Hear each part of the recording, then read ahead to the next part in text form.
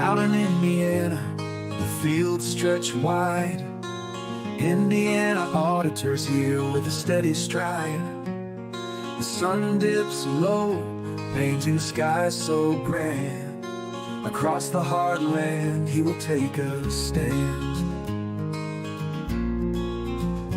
Meet waves like an ocean in a golden dance. Careful eyes watch over with a thoughtful glance. For the American people he will serve hard, firm and true, working dusk till dawn, their mission to see through. Hoosier pride runs deep through every task, a sense of duty, no need to ask. With a spirit strong for Americans with care, in Indiana auditors embrace, integrity's always there.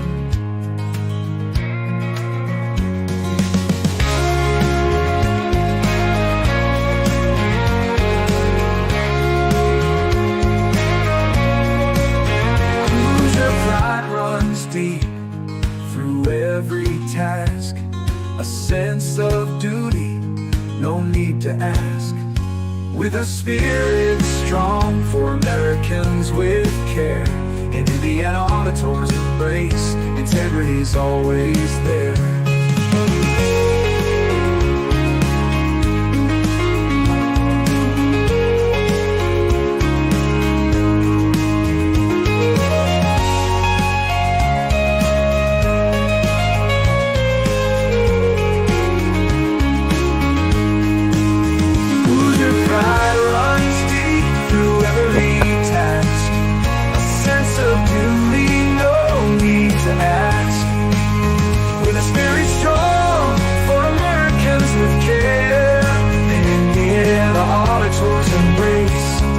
Integrity's always there. In Indiana, auditors embrace, integrity's always there. Let me talk to you.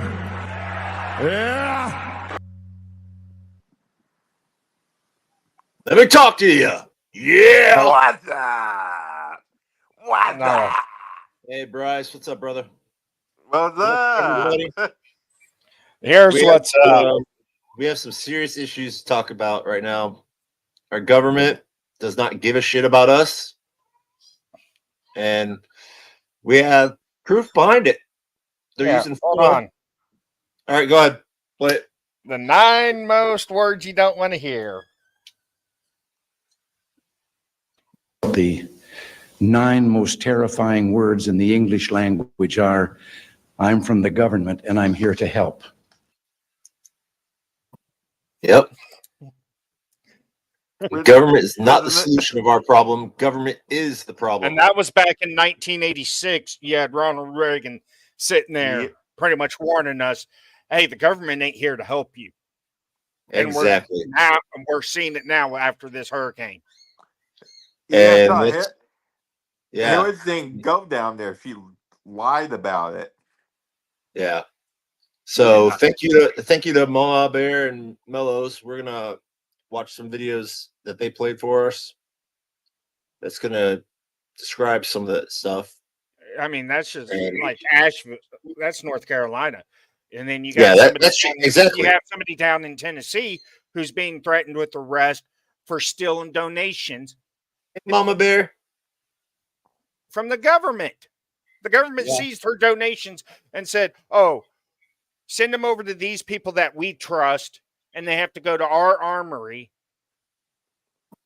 But if anybody else tries to help them, it's like, fuck you. Yeah. Days after Helene wreaked havoc in North Carolina. But one Pageland man's efforts to help are now the source of controversy. He flew his own chopper on his own dime to help stranded victims. But that man says he abandoned his rescue missions after a fire official threatened to have him thrown in jail. Well, that man now wants answers and turned to Queen City News chief investigator Jody Barr to help figure out what went wrong here. It's our government. post No. that I was reading when I Here, decided pause to it go real up and quick. help. It's a long post, but she's saying that her kids and family and animals are trapped. What's that? Yes, a lot went wrong.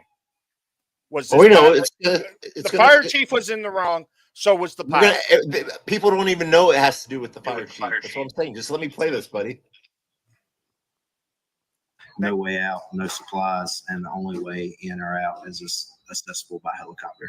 Limited cell service and no water since Hey, Friday. Juggalos. I thought I have a helicopter and maybe I can help. Jordan Sidham piled food and water into his helicopter Saturday and headed up toward Banner Elk, the only way through a mountain gap in Lake Lure. This is the mountain. Look at that valley disaster you would have right to there. fly to Yeah. mountain where we When that were hurricane went up escorting people out. after, past This is a Florida, mountain range, and this is a mountain range. The only place to fly through with bad visibility, low cloud coverage, is Lake Lure. The cries for help from people stranded without food, water, or electricity hit social media soon after the flooding last Friday. But my parents are stuck there. Their address is Banner Elk. They are in the first condo. If you receive this, please give me a call back. Thank you. Sidham's phone started lighting up on Saturday with people begging for help. I mean, I could hear the desperation in her voice. This is multiple phone calls I've received like this, voicemails, text messages, and you could hear people desperate for help. Sidham and his son rescued 4 people on Saturday and spent the night in a nearby pilot's lounge, then decided to fly again Sunday morning. I spoke with my son, which is my co-pilot. I said, hey, do you want to go back out and try to help today? And his response was, there's so many messages, I don't think we can't not go help. Sidham and his son were headed up to Black Mountain. Flight tracking shows no flight restrictions in place Saturday or Sunday morning when Sidham flew through the Lake Lure Gap. But that was all about to change. Well, The Sidham spotted an older couple waving for help, then landed in what's left of their driveway. Hey, James, I want you to let me get in. You step out and go out, help her in, put her bag in the back, get her strapped in. Yeah, but I'll I take her mean, out, I don't think I'll take people her out, I'll come understand back, and then I'll get you, okay? the whole I originally logistics behind left this. my son co-pilot on the side of the mountain. It was kind of unstable, so I didn't want to put more weight in the helicopter to lift back off. So I left my son with the other victim, and I was just going to take one person down at the time. And you could hear me in the video talking through with the victims and with my son what we were going to do. 3 minutes away, Sidham spotted a group of rescuers just down the river. He landed and found someone in charge. Told him my background experience, law enforcement, firefighting, pilot. He immediately started helping with coordination. He gave me radio frequencies to coordinate with them on, set up a landing area for me to come back with the other victim. And in the middle of the whole conversation and blocking the road off, I was greeted by the at that time I didn't know, but Lake Lure fire chief or assistant chief maybe, and he shut down the whole operation. So at that point I felt like the conversation wasn't going any further. And again, he asked me to leave, and I said, hey, I have no problem getting out of your area. If that's what you want us to do, we'll leave, no issue. At that point, I asked him, what was the reason I had to leave them there? And he said, again, you're interfering with my operation. I just need you to get out of the area. I said, sir, I don't know where you were trained at, but I know how my training is, and I'm not going to leave personnel behind. I'm going back to get my co-pilot. He said, if you turn around and go back up the mountain, you're going to be arrested. That's bullshit right there. I'm going back to get my co-pilot. I don't know. They what don't give a say. shit about. And he said, I'm letting you know. And at that point, he waved for 2 law enforcement officers to come over and told me that again, if I go back up the mountain, I would be arrested. Let's say he did get permission from Incident Command.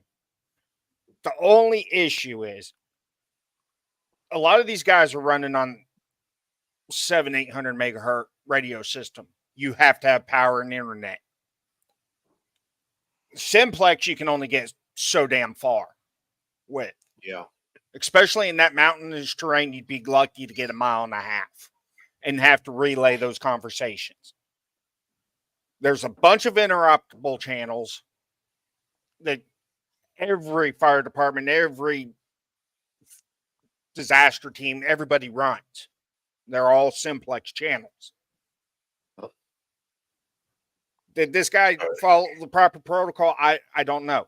But the chief should have found out, did he have authorization to be up there before threatening arrest? Well, like I said, there's further things that talk about this. So, yeah, I know, but it's everybody pointing fingers at everybody. yeah. But I just can't wait.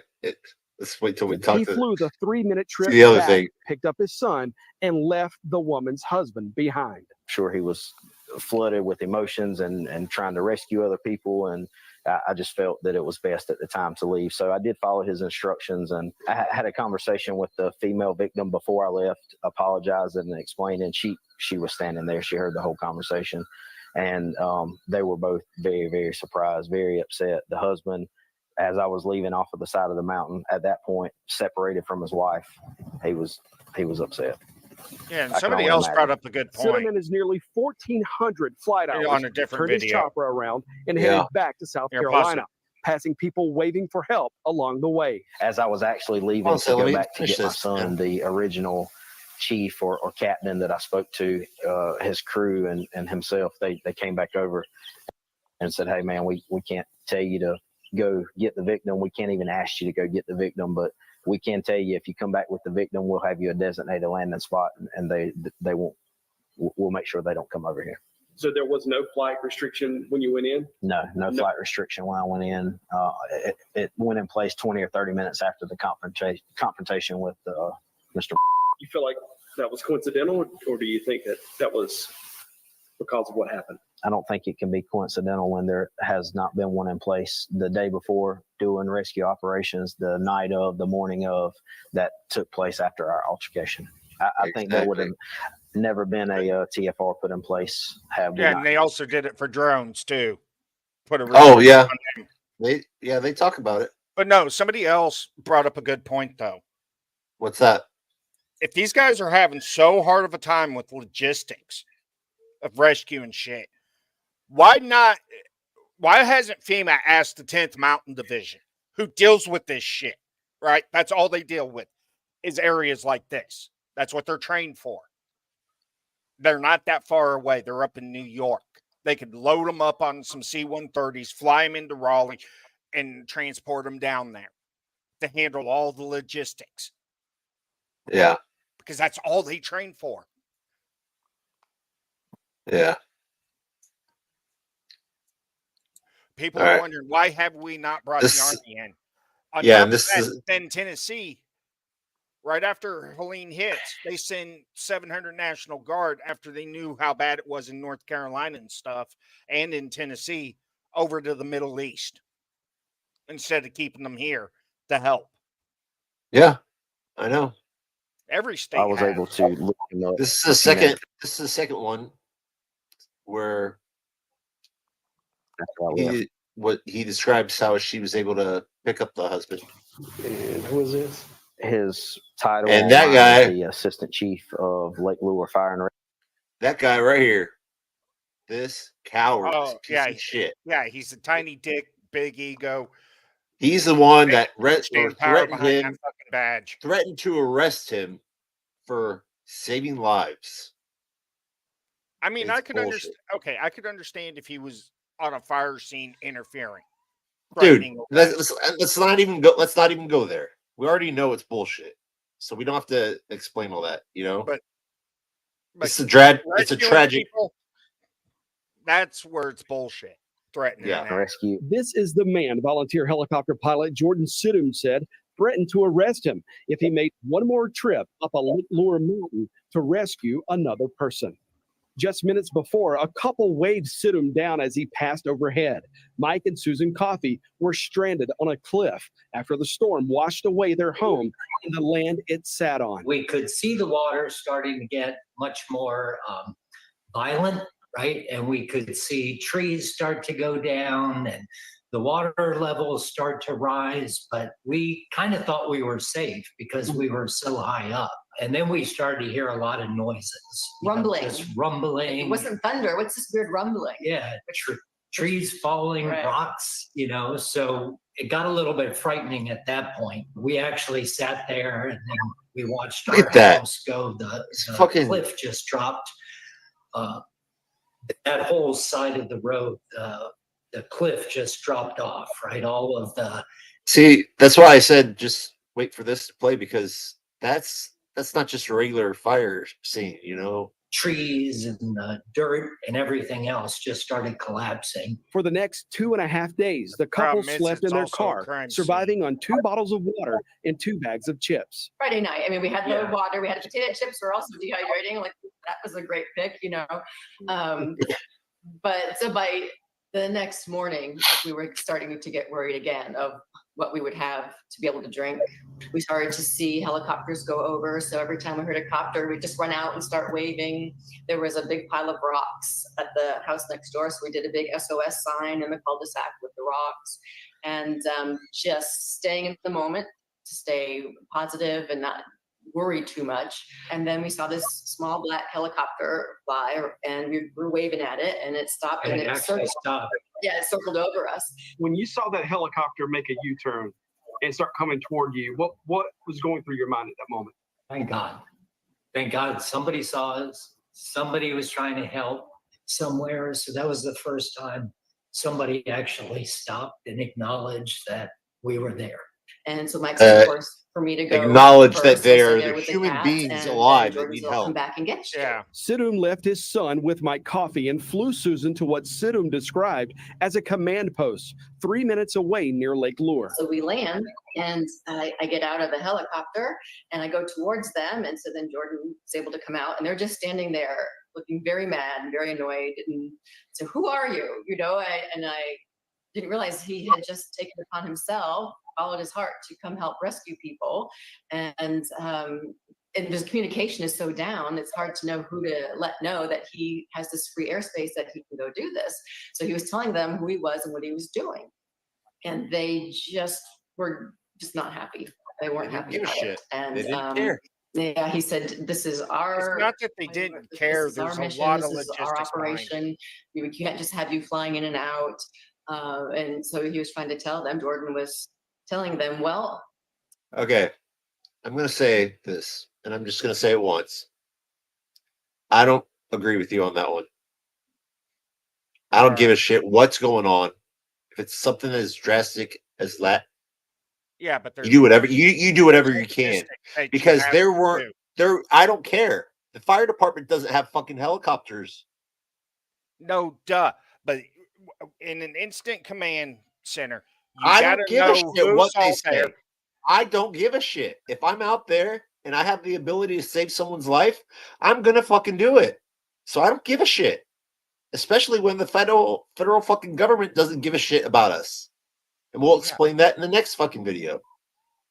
But at the same time, you gotta know who's going in and out of there. Because for all you know, these people are flying in there to rob whatever they can and fly out of there. You gotta have a logistics of knowing who's coming in, who's doing what. So I really wouldn't. I'm still, like I said, I don't give a shit. I wouldn't care in my opinion, because if someone's about ready to die, if they don't have any fucking water and they're in a scene like that, I'd take the risk. If someone's trying to rob me and there's nothing to fucking rob. Yeah, there is. There's gold, there's silver, there's Dude, jewelry, you think people are just gonna drive a fucking helicopter out there and spend weeks digging for fucking gold? Yeah, I do. Instead of saving It's someone's happened life. before. It's happened in other natural disasters. Well, let that happen, but I'm just saying, I don't give a shit. I would help someone's life. That's all I'm trying to say. And this is their explanation of that fire chief assistant.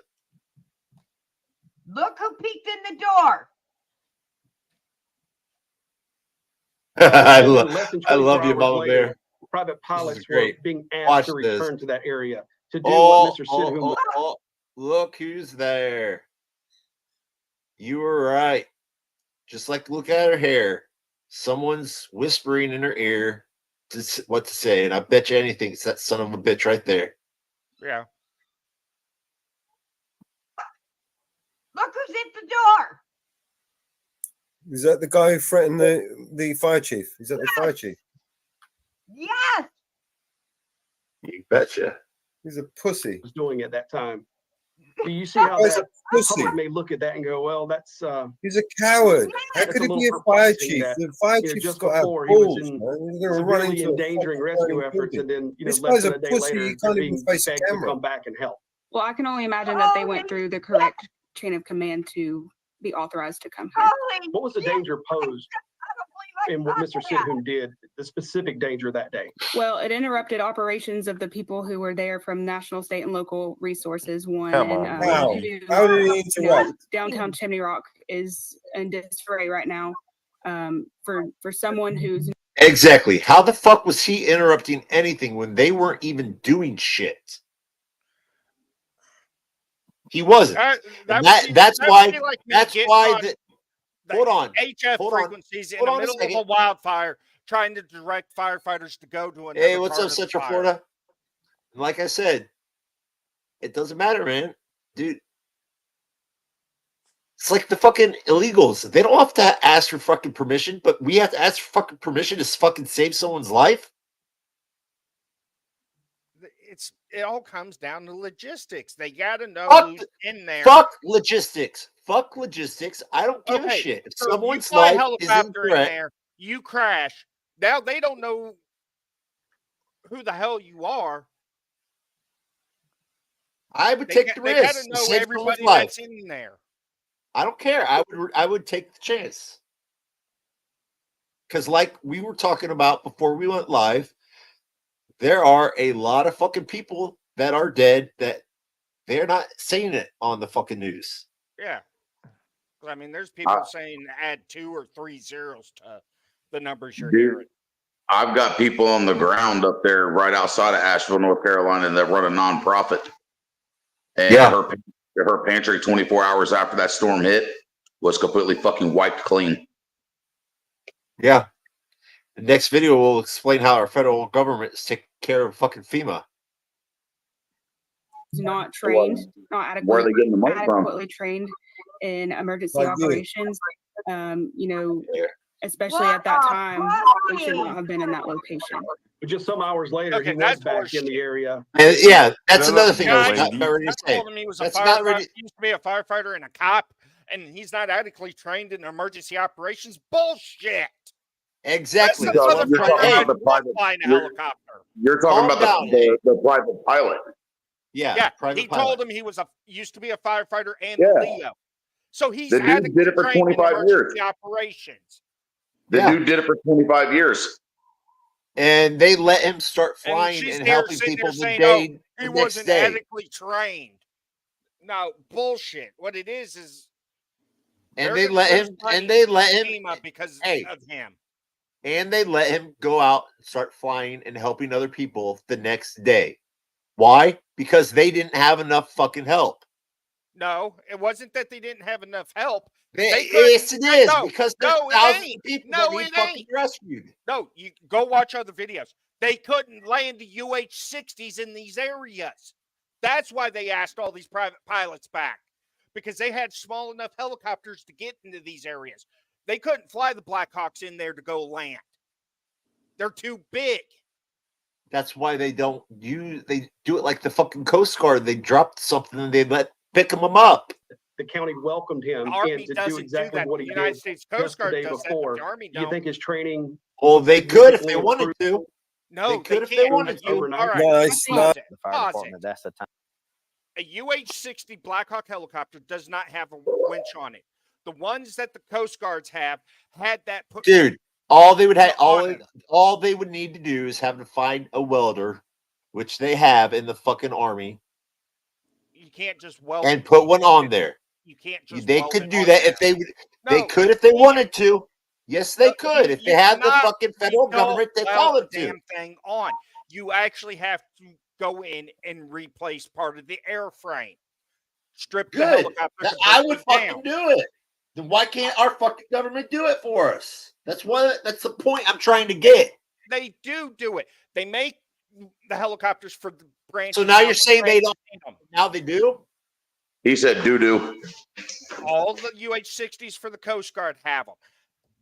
Most of the ones in the United States Army do not have them. They have a way to put a hook on the bottom of it to drop fucking water. But That's what I'm saying. Anything to do to save someone's life. That's all I'm trying to say. I'm not trying to argue with you, buddy. That's all I'm trying to say. And like we said, I don't know all the facts, and neither do you, because you're not victims there. are not going to be able to hold onto a rope flying 3.5, 4 miles out of the mountains in the weak states. I would take the chance. I would take the chance instead of fucking standing on a fucking cliff, about ready to fall into a fucking river that's going to drown my ass. Well, what about harnesses? You drop a rope that's got a carabiner attached to the bottom of it. Get somebody on the ground that can hit the harness. Fuck, a Black Hawk. You put the harness right underneath your leg. Hawk. Well, with a Black Hawk, you'll be able to fucking pick up at least 6 people on the bottom of that fucking fly mount. I've done harnesses before. That shit's not difficult. A harness literally takes less than fucking a minute and a half to put on. Hook that shit like they do when they pull people out. That's how they fucking pick out the fucking people out of fucking wars and shit. That's all I'm trying to say. It can be done, and they're not doing it. That's all I'm trying to say. Time that you should let's go coordinating with outside agencies to get more help in. That's here.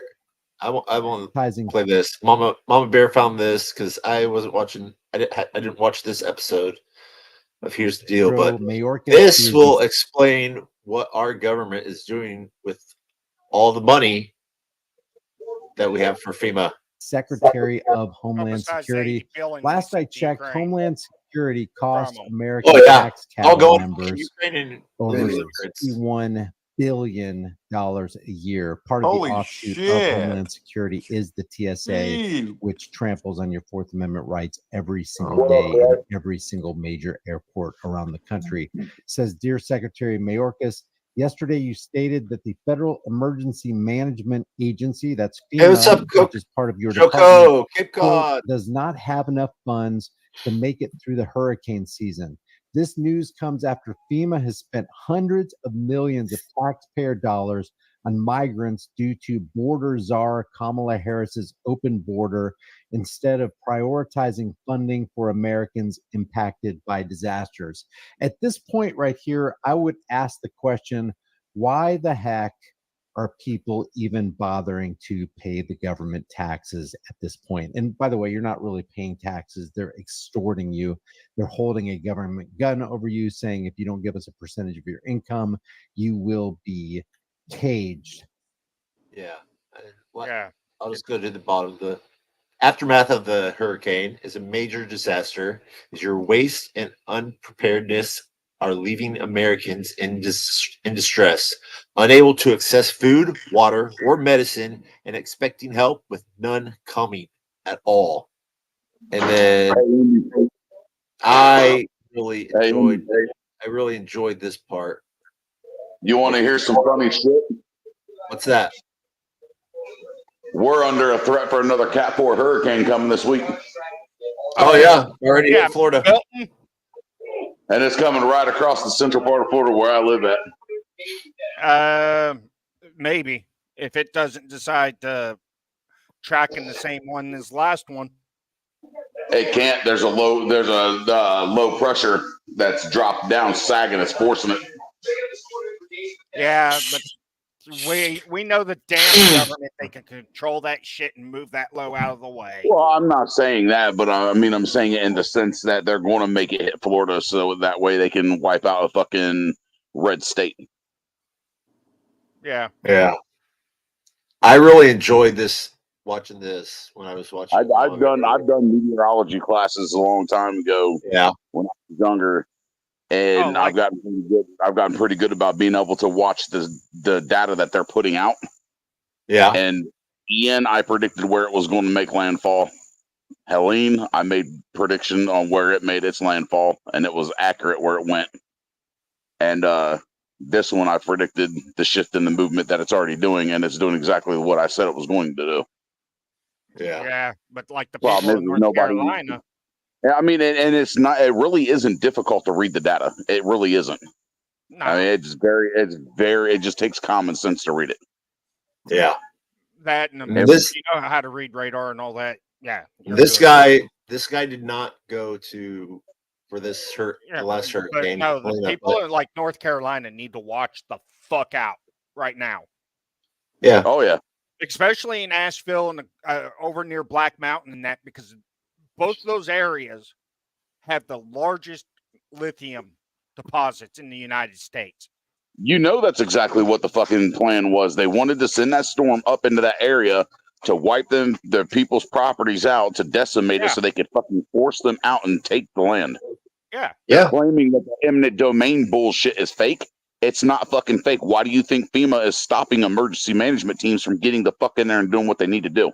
Yeah. Because they're giving all the money that they're giving Because for they FEMA want to them the to die illegals. off. I've watched videos of other people talking about bodies in their front yards. They were saying a lot of people are having like anywhere from 10 to 30 bodies in their front, finding them in their front yard. Yeah. Then there was I'm just gonna play this another real video fast. where they Then found we'll a family up in a tree. And then we can talk about how the only reason they found those people is because a bear was eating them. Yeah, they're finding people's bodies up in the fucking trees. They're finding people's bodies buried in fucking 15-foot mud piles. Yeah. Yeah. All right, I'm gonna play this real fast. See, you want to hear my experience as someone who's been doing this as a private citizen for almost a decade. Here are a couple pictures of Ryan and the people who work for him and the goods that they actually deliver to hurting, starving, desperate people. He says, I was able to get in and out of Asheville. We brought food, water, fuel, and other supplies, as well as helping people affected by the floods. But there are reasons why they are not allowing outside help. I cannot confirm Jonathan. the reasons why in North Carolina, but I can tell you the reasons in other storms I've worked. I'll explain below. Let me share with you the first disaster area that I finally realized that this was all about money. In the Florida Keys with Hurricane Irma, after Texas got hit with Harvey, we finished our efforts in Texas and were the first citizen team to make it to Key Largo. The federal agencies had US 1 shut down just south of Key Largo and wouldn't let anyone in or out, even though the road was okay to pass. We explained to them that we had boats, jet skis, food, water, chainsaws, and fuel to bring to these people. They didn't care and wouldn't let us in. Can you imagine yourself in this desperate situation and then finding out later that the aid you could have had that would have helped you right there in that moment was turned away by the federal authorities who took an oath to serve and protect you? It was night by that point, and you rarely saw the lights of vehicles in the distance on the individual keys, meaning the emergency response teams from FEMA weren't even working it. It was all quiet. We decided that we would go in anyways.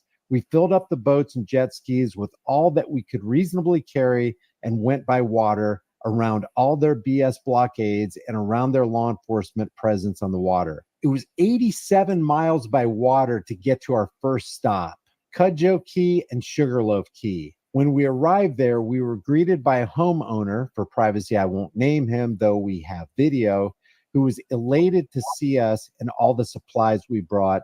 His house was in shambles. We started offloading supplies on the shoreline and helping to get them into what was left of his house.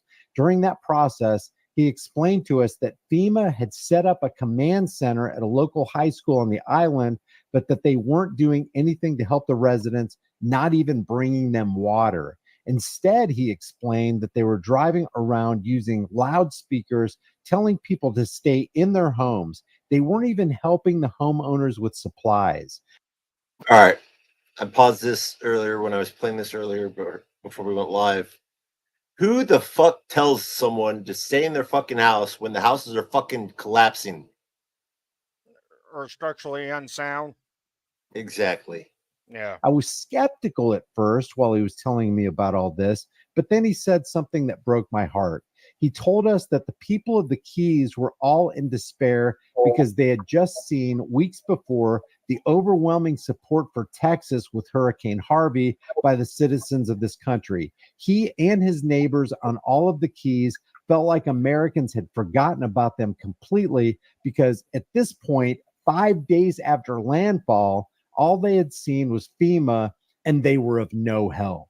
The residents were cut off from the outside world, no cellular, no internet, no way to contact anyone or hear any of the efforts to try to help them. The only communication they had was from a local radio station on Sugarloaf Key that was broadcasting on AM to the surrounding keys. The man, after hearing that there were citizens trying to bring them help, but being refused entry by federal law enforcement, was visibly upset. He and his neighbors really thought the country had abandoned them. He insisted that we get into this waterlogged truck and that he would take us to that radio station so that we could go live on the air to tell the citizens trapped in the Keys that we, the American people, were there to help and that the government was trying to stop our efforts. And that was exactly what we did. After that, we were determined to help as many people as we could, but we were met with red tape throughout the whole process and time we were in the Keys. We finally were able to talk to some authorities to let us down to the Faro Blanco Resort and Marathon toward the end of Boot Key. This was the same hotel where state and local authorities were staging their personnel, and they were happy to see us. I was able to coordinate several trucks full of supplies to be brought down to EOC and Marathon. I was privy to the EOC meeting, but was informed in that meeting that all the semi-trucks full of food, water, and hygiene supplies were to be turned around and not allowed to be offloaded for distribution by the EOC. The reason they gave us was that these donations were not from companies on their preferred vendors list and that they would not accept them or give them to residents of the Keys. And this is 100% fucking bullshit. Yeah. Keys impacted by the storm. It was at that point I realized this is all about money. These preferred vendors are getting part of the money being released by the state and federal government for each disaster. In turn, some of the vendors make it on the list because a friend gets them on the list, and in return for getting ridiculously outlandish amounts of compensation for the services they render, they give kickbacks. So accepting outside donations, even though they're on location and can help people now, they would rather let people suffer so they can get their kickbacks. This meeting solidified my resolve to help these people, regardless of what the greedy officials wanted. We were going to feed the lower Keys that were being neglected. I diverted all semi-trucks to Faro Blanco Resort and Marathon and filled the entire first floor with pallets upon pallets of food, water, and essential supplies, and created a food pantry for residents to come and get anything and however much they needed. From local state troopers to the homeless, all were given wheelbarrows of free reign to get anything they needed. We also delivered supplies down to Big Pine Key. We helped establish the tent city on Big Pine Key. Big companies like Tito's Vodka and Wheelin just kept bringing trucks full of everything that was needed. When FEMA finally started handing out boxes of canned goods, limited to one per household, we were filling cars full of food and supplies for people and pets. There's so much more to the story in the Keys and further from there in other storms we worked. The common theme, though, is that the federal government always tries to keep citizens from helping, and local authorities, the ones that live and work in the area, are always happy to have outside help. I call out. He called out for Elon Musk, and he actually left a comment for him. And then Mama Bear found this right here. Biden administration wants even more money to distribute illegal aliens throughout the U.S. And they're using it. But they're doing it. But they're doing Comrade Kamala's fucking permission to help someone. I love Mellows. Oh gosh. Hey Andy, check the chat. Yeah, and now they want to take money from Social Security and other fucking trusts to do the shit. If the American people don't wake up, the unions are going to be gone. I don't care. Your iron workers, your electricians, whatever union you're a part of, will be gone. Almost every state in the United States is at will employment. Oh, what's that? What's that, Jonathan? Daniel Webster quote is the past. Where's the post? Oh, okay. Okay. Yeah, but I mean, Hey, Andy, people check the will chat wake up real and realize we got to stop the illegals from coming in here if we want our ways of life to flourish. Because eventually we're not going to have unions. What's going to happen is these companies are going to give them some bullshit deal to sign, or just fire them all and go hire all the illegals. And sorry, you can't get unemployment because, we gave it to all the illegals. Yeah. And that's what they're actually trying to get rid of. Transport and house illegals at taxpayers' expense. Yeah, FEMA has been using two programs. Yeah, fucking HUD. To transport and house illegal aliens at taxpayers' expense. Yeah, they've been using fucking HUD funding. Using the funding for FEMA. And that's fucking horse shit. Yeah, and they don't fucking do proper background checks. They don't check internationally. And then the immediate needs with the money that we have. We are expecting another hurricane hitting. We do not have the funds. FEMA does not have the. There's a guy from FEMA saying that they don't have enough funding. Make it through the season. I wonder why. Know to hold these people so they don't get back out and start ravaging these communities again. It takes proactive efforts, and you just do not see this out of this administration. And here in the roosters of coming home to roost, look at what's happening right now. The Florida model when really, we're in the middle of a disaster with this administration at the helm. You're right. The Florida model really does need to be a 50-state solution. Just want to mention this.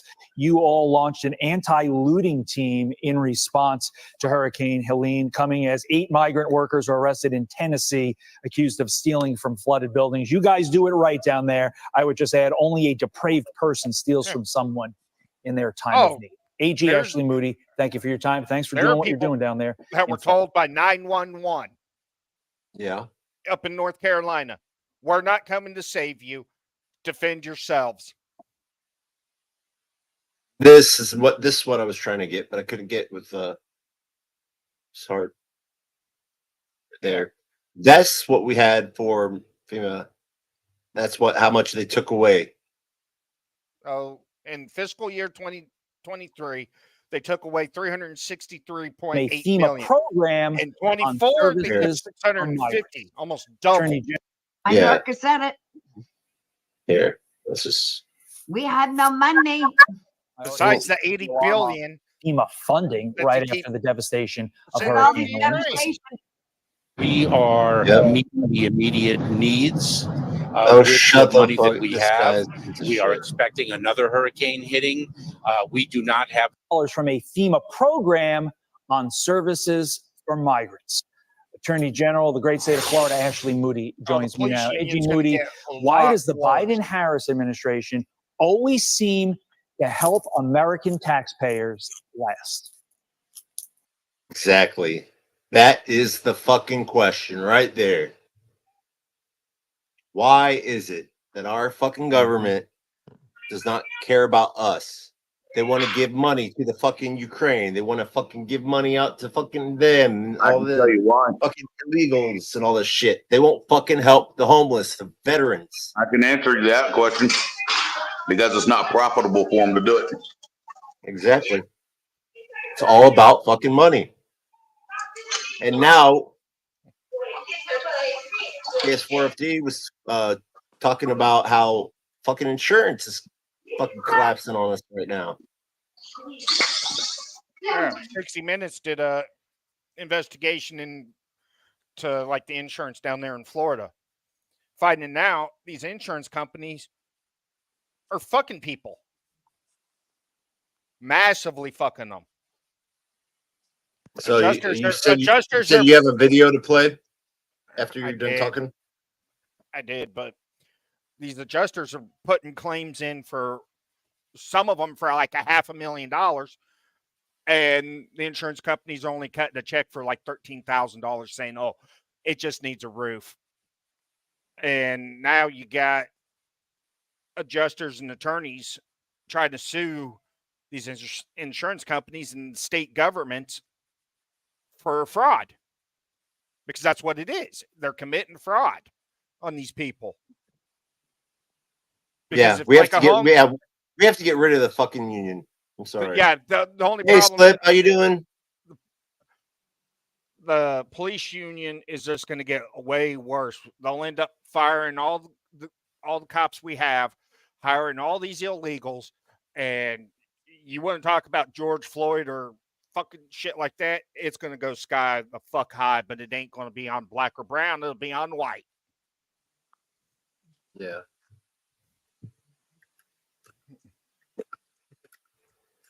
All right, let me see.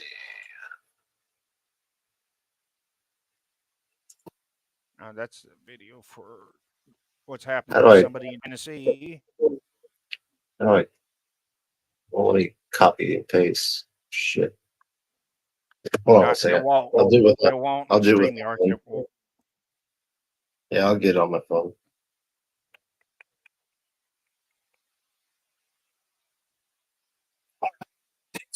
To the United States government have been able to manipulate the weather. That's a fact. There we go. Yeah, it's called HARP. It's called DARPA. Fucking hell, down there in fucking Kennedy Space Center down there at the Cape, they can produce rain clouds and can make it rain in Florida. I can make it rain too, like them rappers do.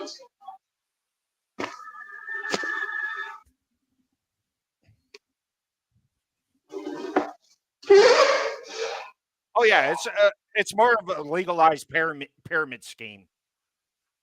You pay all this fucking money in, then when you need them, it's like fuck you. Put forth a bill to regulate weather manipulators. Let's start this over. There we go. That's a fact. You can look it up. All right. Well, since World War II, the United States government have been able to manipulate the weather. That's a fact. You can look it up. Since the 1960s, we've been able to control and even weaponize the weather. That's a fact. You can look it up. We did it in Vietnam. Yeah. Exactly. And in the 1970s, the United States Congress put forth a bill to regulate weather manipulators. That's right. In case you had some sort of a weather manipulation tool, the United States government wanted you to register it with the United States government and get a license for it. That's how much we were doing this in the United States. Pepperoni. We'll come back to that part of the story in a second. But first, when Hurricane Katrina destroyed New Orleans and the Gulf Coast in 2005, a lot of people got very rich. I don't know if you know that. That story hasn't really been covered or talked much about. Millionaires, in fact, were made as a result of it. Millionaires were made almost overnight as a result of this destruction. 80% of the land, of course, was destroyed in New Orleans at the time, and all the way up through the Mississippi into Biloxi and everything else was wiped away. Most of it purchased by property developers. And black residents of New Orleans at the time weren't stupid. They knew exactly what was happening to them. Here's a nice paycheck. Now leave and never come back. We'll take your land. Don't worry. Get out of here. Take the town of Point Cadet, a hurricane-battered blue-collar neighborhood in East Biloxi, Mississippi. Homes were totally flattened. Casinos swooped in, bought up all of the land. Casino operators snatched up tracts of land from property owners whose homes were flattened by the hurricane on August 29th, 2005. Now this area, tourist destination, right? They're trying to do nice this casinos, in Maui. restaurants, nice pier, Yeah, all of that, nice shopping and everything. No more North Carolina, to where they're taking this entire town, getting rid of it, forcing the people out. Why do you think they're doing this big storm now? Because that's where they're clearing that town for a South Korean EV company to build electric cars. Why do you think the storm hit in that area in the mountains? Because there's mining there, and the mines have the lithium to produce the batteries for the car. It's not technically eminent domain, because under eminent domain they still have to pay you. There's another part of eminent domain that they can do, because they're going to declare it as toxic and hazardous that nobody can live there, and then boom, next thing, factories are popping up, so they don't have to pay. Why do they? I have a question. Why do they have to get rid of us? But they're so they want fucking illegals so bad. I don't fucking get it. Why? You want to know why? Because these companies, if they get rid of the American people out of these jobs, they can end up paying these illegals whatever the fuck they want because there's no recourse for them. And then if the illegals die, they're not. If they die, they're not documented, so they can get rid of them. It's but then why? But why? They don't have to worry about lawsuits from them for equal pay and shit because they'll deport them. Hold on a second. Let me ask you a question, man, dude. You're so into this. You're like, you can't stop talking. You're talking so fast, man. I can't get in a word. Yeah, You're but they want them because they can hold deportation over them. Yeah. But I'm just saying, it's like, then why give them so much fucking money when they cross the border and free homes and all that shit, tax frees and all that fucking bullshit? If they're trying to get them in a job, because they don't have to get a job. Votes. It's the biggest. Honestly, it's the biggest election scam going on. I think that if that's true, that's bullshit. Because it's mainly Democratic fucking states that are doing this shit, right? Yeah. That are going to vote Democrat. So they're hoping, we give you all this money, all this free shit, you vote for us. Now the Democrats control the House, the Senate, and the White House. We're fucked as a country. Where massive wildfires took out all the homes, people that lived there for well over 100 years. A lot of generational families in those areas now just wiped away. Perfect tourist destination properties in that area. The people that own those houses, of course, are totally inconvenient. Get out of here. We need this oceanfront property for new resorts. On November 13th, 1946, pilot Curtis Talbot, working for the General Electric Research Laboratory, he climbed up to the top of a local peak, 14,000 feet high near Schenectady. I love that name. Near Schenectady, New York. They've been working on my internet. Other researchers from GE released just 3 pounds of dry ice into the clouds, high above Schenectady. And suddenly it began to swirl. Suddenly ice crystals formed, and then it started to snow. Big snow was a result of that. Obviously, this is not footage from 1946, but this is snow. And it was pretty crazy. This was the first time they had created the first man-made snowstorm just after World War II. Then experiments continued into rain and manipulation of tornadoes and hurricanes, and it came quietly. Then came Project Cirrus, which has been recently declassified. 1947, U.S. experiment along with the United States Navy, the Army, General Electric. They attempted to control hurricanes using cloud seeding. It was aimed at reducing the severity of storms. But guess what? It did the exact opposite, and efforts actually redirected a hurricane right towards Georgia. Shit. Actually, you can see the path of this hurricane. They started seeding the clouds after the hurricane had already gone through the southern tip of Florida. And what was that? Central Florida? They cloud seed the shit out of the sky. I would see chemtrails up in Ohio where I lived at. Yeah. Down here, it's a whole nother fucking level, dude. It's nonstop day and fucking night, heavy as hell. This has to be hit. And I mean, look at this. Look at this. This shit doesn't happen unless it's fucking man-made. That's man-made. And it was heading out to sea, moving away. That's what I'm saying. That's not how fucking weather works. Just hit us. Yeah. I mean, it started in the Gulf, going up here. Most hurricanes I've ever seen happen in the Gulf, right? They either come across and they usually go like this. Or they go off through the Carolinas, Georgia, back out to the Atlantic Ocean. Or they don't make a hard left turn inland. Those islands. But no, it went all the way up here through fucking North Carolina. Yeah. And then Tennessee and your state. It's like, fuck. It comes up here and then hooks left up towards us. No, Florida. That's not a redirected it away from Florida. Then once they started seeding the clouds, look at this. It redirected it back into Georgia. bringing devastation to Georgia. It was gone. It was out to sea. Let's bring it back using our cloud seeding. The idea was to lessen the severity of it. Of course, they did the exact opposite. After this, by the way, GE quit this, said they're done because they were worried about lawsuits, legal ramifications of this. But of course, the U.S. government continued it. The United States Army, the United States Navy continued this opportunity. In 1953, in fact, the President of the United States launched the Advisory Committee on Weather Control. They realized that controlling the weather and weaponizing the weather was more powerful than a nuclear bomb. Why? Because after a nuclear bomb, you render the ground completely useless. But using weather is just a temporary inconvenience. And you can manipulate it in any way that you want. In the Cold War, both the United States, the Soviet Union ramped up their weather manipulation efforts, weaponizing these tools. These superpowers realized that by controlling the weather, they could destabilize entire regions without firing a single bullet. Take Operation Popeye, for example. Get your spinach out here. This was during the Vietnam War.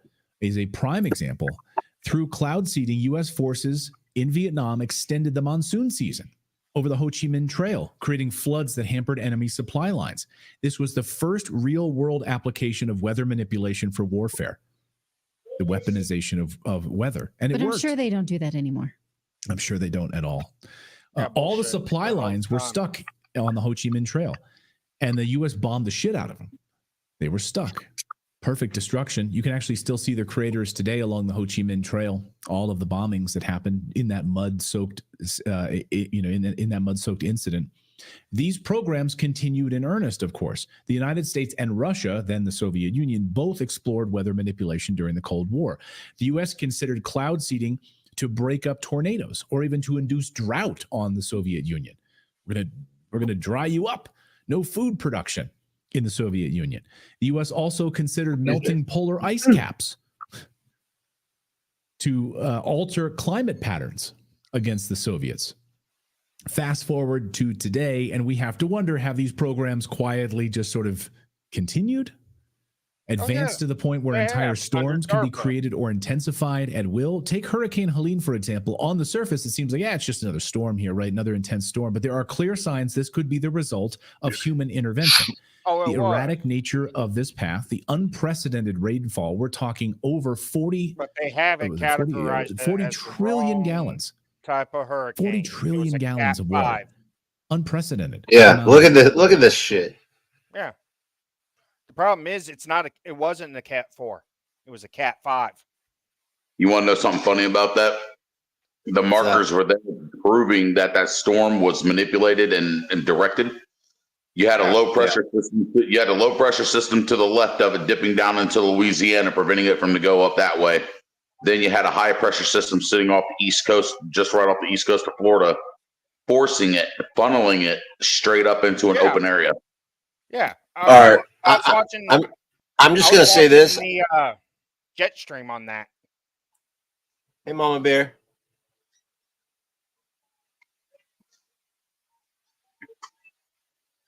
How you doing, Mama Bear? Hey. Hey. I've talked to Dustin or KS4D about this, and he mentioned, what they're talking about, and I didn't believe it. I thought it was more of a conspiracy. Now it's like, holy shit. Okay, makes a lot more sense. Okay. Keep watching this. It's going to get interesting what they're going to show you. Okay. Of water that hit this area. The concentrated devastation in key areas, by the way, very specific areas. It's not just could it be nature just acting unpredictably? It doesn't seem so. It's possible that we are seeing modern day weather warfare. An investigative journalist over Into Thin Air pointed out a number of radar beam anomalies. How am I saying this? Anomalies. I have one of those moments where you can't say it. With Hurricane Helene. Watch this and watch these radar beams, which is stunning. All right, everyone, welcome back. We are waiting the arrival of major Look at these Category beams. 4 Hurricane Helene. This thing is an absolute monster. But take a look at this anomaly that's shooting down almost to where we're going to see landfall. It's very interesting. I'm curious to see if this thing actually lands right on top of where we think landfall is going to be. Now, there's something else kind of shooting out here underneath this layer of moisture over the southeast. It looks like it's coming from either northern Florida or a radar tower in southern Georgia, but the main one right here, look at this big beam that shoots down right to about Right here. here? That's where we're expecting landfall, give or Oh, take. shit. There's something even more interesting. I want to show you on a more detailed chart. All right, I'll show you Wow. once here, and then we'll Yeah, zoom the in. same But take a shit look. that It's coming caused the from up in Lahana this fire. area, and it shoots down right to about here, where Two we're expecting weapons. landfall. I'll move forward, and you'll pretty much see it right away. There it is now. Boom, right here. Okay, so now we're going to zoom in and see exactly where this thing points to, because that is not your normal beam that you see coming from these radar. It's definitely coming from the state of Georgia, probably underneath this mess here. It's coming this way, and there's a cross of that other beam either coming from northern Florida or southern Georgia. All right, this is about as close as we're going to get. We're going to see one anomaly. Wow. So it's not something to discount. Go down this massive rabbit hole.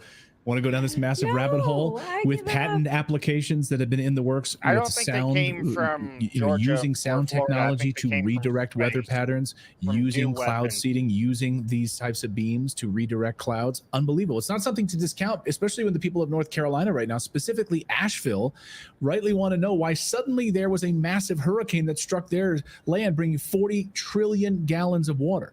Water they say they've never seen before in the state's history. Back in 2001, of course, you have patent application publications for hurricane and tornado control devices. Now, this patent back in 2001 was sort of languished and then went abandoned until it was picked back up again and sold off to another individual. And you can read all of these patents. You can see the different technology, the abstract. A method is disclosed for affecting the formation and or direction of low atmospheric weather systems. Audio generators are positioned to project sound waves towards a peripheral area of a weather system. The sound waves are generated at a frequency to affect the formation of weather systems in a manner to disrupt, enhance, or direct the formation. So now they can fucking use sound? They've been using sound. Go look Oh, up hell HARP. yeah. Wow. That's what the HARP program is. The HARP program, they're sending radio frequencies to high frequencies up into the atmosphere to react with the shit that they're dumping on the back of these planes. This yeah, is the all chemtrails. true. This is all true. Yeah, they've been using HARP to even start earthquakes. Wow. Yeah, they claim they shut HARP down in the early 90s, but you know damn good well they didn't. No, HARP is still going. If you ever go outside, you can tell when they have HARP on. If you Look watch at the clouds. This is Yeah, so they look effed like up. it looks like. You ever seen like the symbol for your cell phone? How Yeah. it shows how it's got the three little bowed bars that come off the side. More they That's look what like, the clouds look like. Okay, you know how you drop something in water and the ripple effect? Yep. That's what the clouds do when they have HARP on. Wow. And whichever way they're It's all going, just total coincidence, though, right? the direction. But I think Eve for America sums it up nicely with her cup of coffee, questioning all of this. And this is a rabbit hole you can deeply go down if you'd like to. But the people of North Carolina who are still looking for victims today and wondering what happens to their land now that all of these towns. Was that Mama Bear? Now this is going to get interesting. Okay. It's Are going to wiped get away. real interesting. Will the government swoop in and hand them a check for using eminent domain? Here's all of your money. Here's some money. Get out of here, because there's large mineral deposits underneath your house. There's large swaths of useful resources that the United States government wants, or not just the United States government, but large corporations want, just like we saw in Hurricane Katrina, just like we're seeing in Maui. There are no coincidences. Here's Eve for America. I like this. The new Bearskin Hoodie 4.0 claims to be the most advanced, waterproof.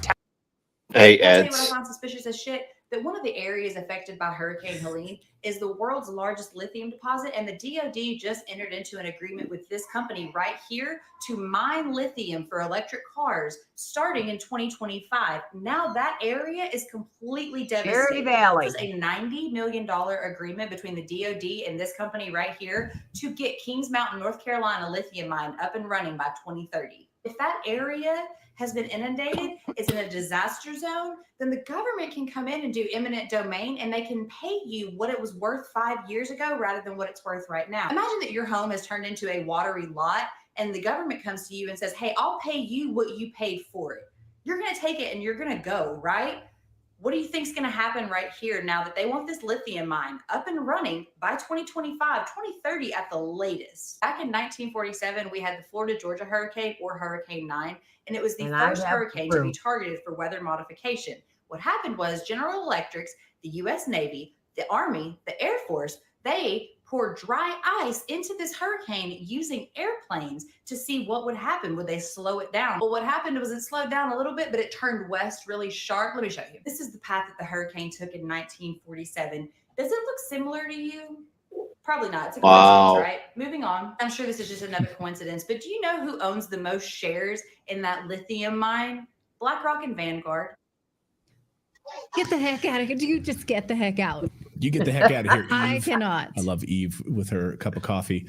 Oh my gosh. We noticed, I'm sure you, it has noticed you were homeless. May we the government offer you to continue to be? How about that? Right. That's our Here's a little final check. offer. You're That's homeless the plot now. of Twisters. I'm sorry if I gave that away, but Weather this is manipulation. Yeah, truth exactly. as fiction. Okay. Can't. Hey, also too, you could say, well, what's going on? Maybe the They Brown want Mountain the Lights there lithium. in North Carolina, not too far from. Lithium, the oil, the quartz, the silicon for chips. All right, there's gonna be a lot of people out there that's gonna say this is still a conspiracy, but I'm sorry, this makes a lot more sense now. I got the proof. It's I got not the going proof. Exactly. They It's did not- this shit. it makes- Okay, It makes a lot more sense now, and I'm sorry, but I do not believe in. May 4th, 2007, Greensburg tornado. The only way FEMA would let them rebuild the town is if they turned it into a green town. Hey, Donnie. I have the proof. Edelman received $90 million critical minerals award from the Department of Defense to boost U.S. lithium products. Wow. I got the proof. Yeah, they did the same shit with Greensburg when they wanted to try to make every city a green city. They tried it down there first. That's why we need to That fell. get rid of this fucking administration. What the hell? It goes I deeper got than that. BlackRock and Vanguard's the ones pulling the strings behind the fucking scenes. Yeah. There's your fucking shadow government that everybody's all saying, oh, it's a conspiracy theory. No, it's not. The motherfuckers that have money, like Bill Gates and them, are the ones that are controlling Vanguard and BlackRock behind the fucking scenes. They're the ones making the decisions for this country. You got the Rockefellers, the Rothschilds, the Bloombergs, the Soros, the Bilderberg Group. They're all controlling Vanguard, BlackRock, and there's one other. JP Morgan Chase. Yeah. No, there's another group that's with Vanguard and BlackRock. And There's I like know 3 where of all them. the mines are. And I've got proof where all the mines are. And I know where all the mines are. That is fucking. It pisses me off. $90 million. 90 billion. 90 million. Oh, 90 That's million. That's the initial grant. That's the initial grant. The U.S. Department of Defense approved it. Yeah. The two places where there's the biggest deposits of lithium, we're talking billions or trillions of dollars worth of material. Enough to get us out of our debt real quick. Oh, way more than enough to get us out of our debt. It's get us out of our debt and put us ahead. Yeah. Yeah, and they don't give a shit about our lives, though. And that's the thing that pisses it's me not off. even just the lithium, it's the quartz, the silicon, the oil. Well, the lithium is what will get us out of our debt. Yeah. All of the other materials that they're going to be going after will be what puts us ahead. Yeah. But it ain't going to put us ahead. It's going to put our slave masters ahead. Wait a minute. But they've got to pump all the water out of the mines. Yeah. the mines are full of water. Yeah, and it's all contaminated water too. And they got to pump all that water out. Yeah, they're just going to pump it out into the river that runs through there and let that shit go downstream. They don't going to give shit. Okay, No where the shit. mines are, it flooded. Yeah, but you also there's other water that's already in there that's contaminated. What they're going to do to these areas, they're not going to eminent domain. They're just going to completely seal it off as hazardous. Say fuck you. We ain't giving you shit for your property because it's contaminated. You gotta pack your shit and get out. Okay, you know where the mines are? Springfield. Springfield, Ohio. You're talking about the mines that were closed down years ago. North Carolina. Trying to reopen. North Carolina. Asheville. Where Asheville Springfield, is. Ohio's got the same thing. The mine is located, the mine that they're trying to open is in Springfield. Is where they're opening the mine. Yeah, but there's like two other. They want to open. They're trying. They've already bought a lot of the land. Yeah. People refuse to sell their land. A lot of people refuse to sell their land there. Their land all flooded.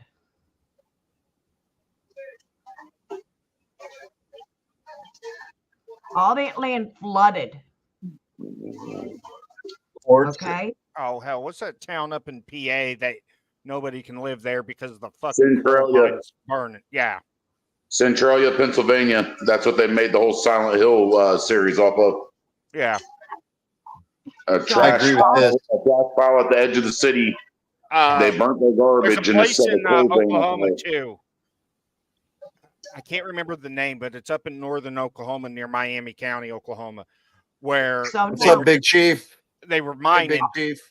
and contaminated that the whole land- area. All that land around those mines now are gone. All those homes are gone. Oh. All right, I'll finish this real fast. From Asheville, like what's happening there? The mystery of the Brown Mountain Lights for many, many years. So who knows? Are we? But we're living in strange times. Are we starting to realize that maybe BlackRock and Vanguard are not good companies? I think we're starting to come around on that. Yeah, is that starting to get some, Mr. Luthor. Like two or three more conspiracies, and I'm going to start thinking that they're probably not on the up and up. Right. Yeah. I thought they were good guys, and then they popped up in that whole Ukraine war thing, and they just bought up the whole country of Ukraine after this war started. Yeah. It's very strange. Yeah, it's very They're strange. hiring shooters for their videos. Right. Yeah. The people that have been involved in the assassinations of Donald Trump. We say it's not uncommon in video production to hire shooters, but those are usually camera people, not gunners. Right, not actually gunners that wind up and end up trying to shoot at President Trump. I know it's very convenient. Other people in the chat believe that maybe it has nothing to do with the minerals there. It could just be the fact that these are all Trump voting areas that are suddenly wiped out. And of course, as we reported earlier this week, the post office has suspended service and voting is beginning, of course. So 34 days until the election, any kind of early, mail-in ballots, the U.S. Postal Service has stopped in over 49 different zip codes now. So no mail-in ballots, none of that in these regions as well. So, boy, here we go. This new incredible fire torch will burn. I believe it's Peltzer, Oklahoma. I think through literally anything. It will give you fire. For mining. Yeah. That was the end of the video. Anyway. That's what we're going to do to Asheville, where these lithium mines are, or the lithium deposits. They'll just declare it as contaminated and sorry, y'all got to leave. And then they'll start mining it. Well, I don't think they can. Why do you think that they're trying to keep people out? Hold it. Because it is a national. Okay. One thing they got to remember is there is a national monument there. There's a national park there. Mm-hmm. Because in Asheville is the Biltmore Estate. Okay. Biltmore Estate, which is part of that Biltmore that flooded. I believe Biltmore is the national estate.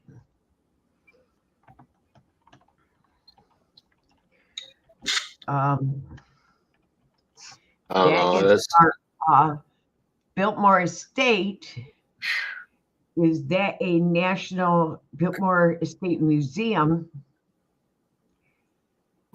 Is George Vanderbilt? Is that a national? Even if it was a national park, the federal government owns the national parks.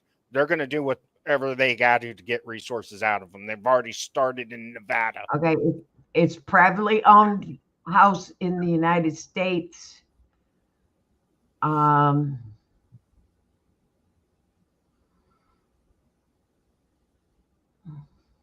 It's privately owned. Yeah. Yeah. Wait a minute.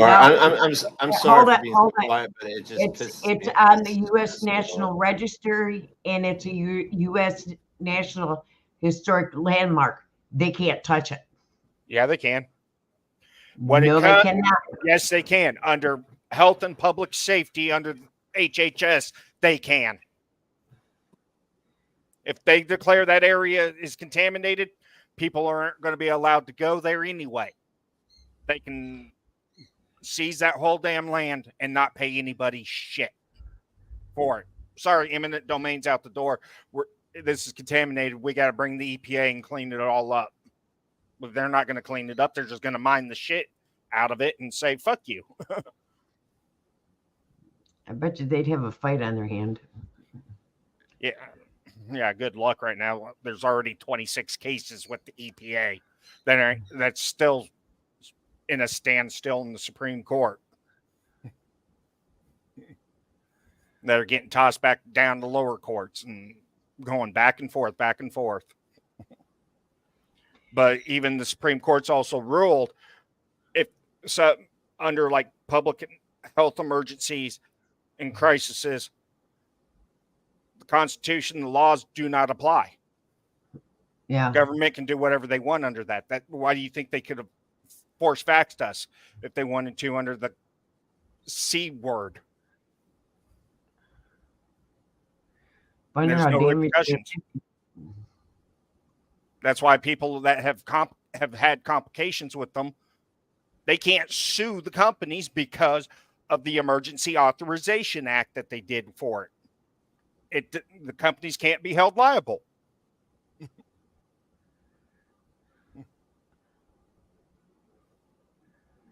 This I'm sorry, but all this just pisses me off, you know.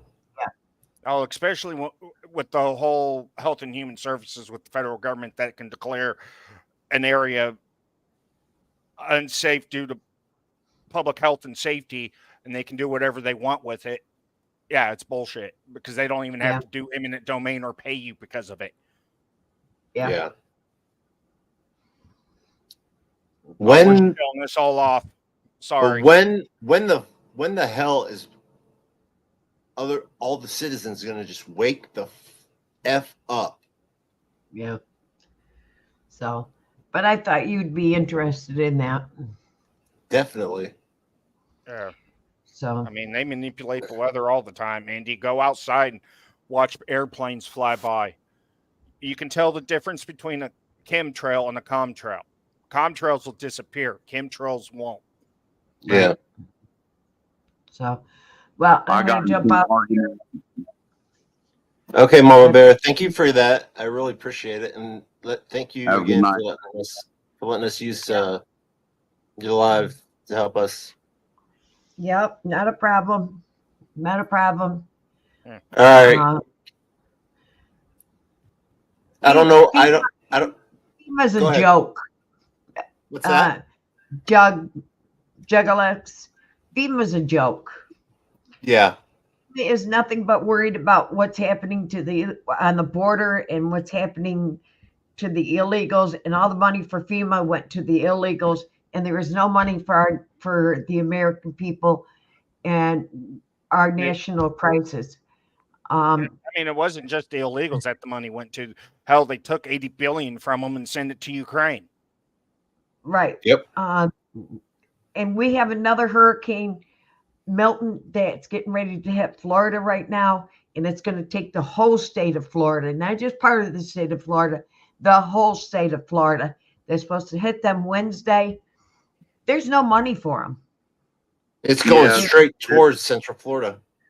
Yeah, the eye of the storm. The whole state of Florida. There's no money. And all of Florida's help is up in North Carolina, Tennessee, South Carolina, helping them. And they took their portable bridges and sent them up south, up north. They're going to want their bridges back. You want to know what's beautiful about being down here, though? Bunch of rednecks airboats. Yeah, I agree, Juggless. You know, FEMA is bullshit. This will be the first hurricane in the 4 years I've lived here that has actually crossed over where I live at and will actually hit us. Everything else is diverted in my area, and now this will be the first one. I have gone through a hurricane. I went through Hurricane David, and I don't want to ever go through another one. I watched cars float by my place. I watched lawn furniture float by the building across from me. I watched crumble, and I want to ever go through it again. I know how you feel. I grew up in a tornado-prone area, so I've seen some tornadoes. And I live in a tornado-prone area now. And I live in central New York. Whereabouts? Central New York. I'm talking central New York. Yeah, and what's weird is like the state of New York, usually pretty much the Northeast, hardly ever got. I've never heard of a tornado up there until like the last 10 or 15 years. I live near Syracuse, New York. Yeah. My family's been up there in upstate New York since right before World War II. I live near Syracuse, New York. Yeah, my family doesn't live too far away from you. I agree, Donnie. You know, because we need to wake the F up. You know, we made them like this. We need to take it over again. Take it back. I have a tornado go within 5 miles of my house. Yeah, my house got hit by a tornado. I had to get my roof done over again, and I've got trees, which I'm leaving. A path of trees from my brother's house, and you can see the path of destruction from my brother's house come across the river, across the field and into my yard.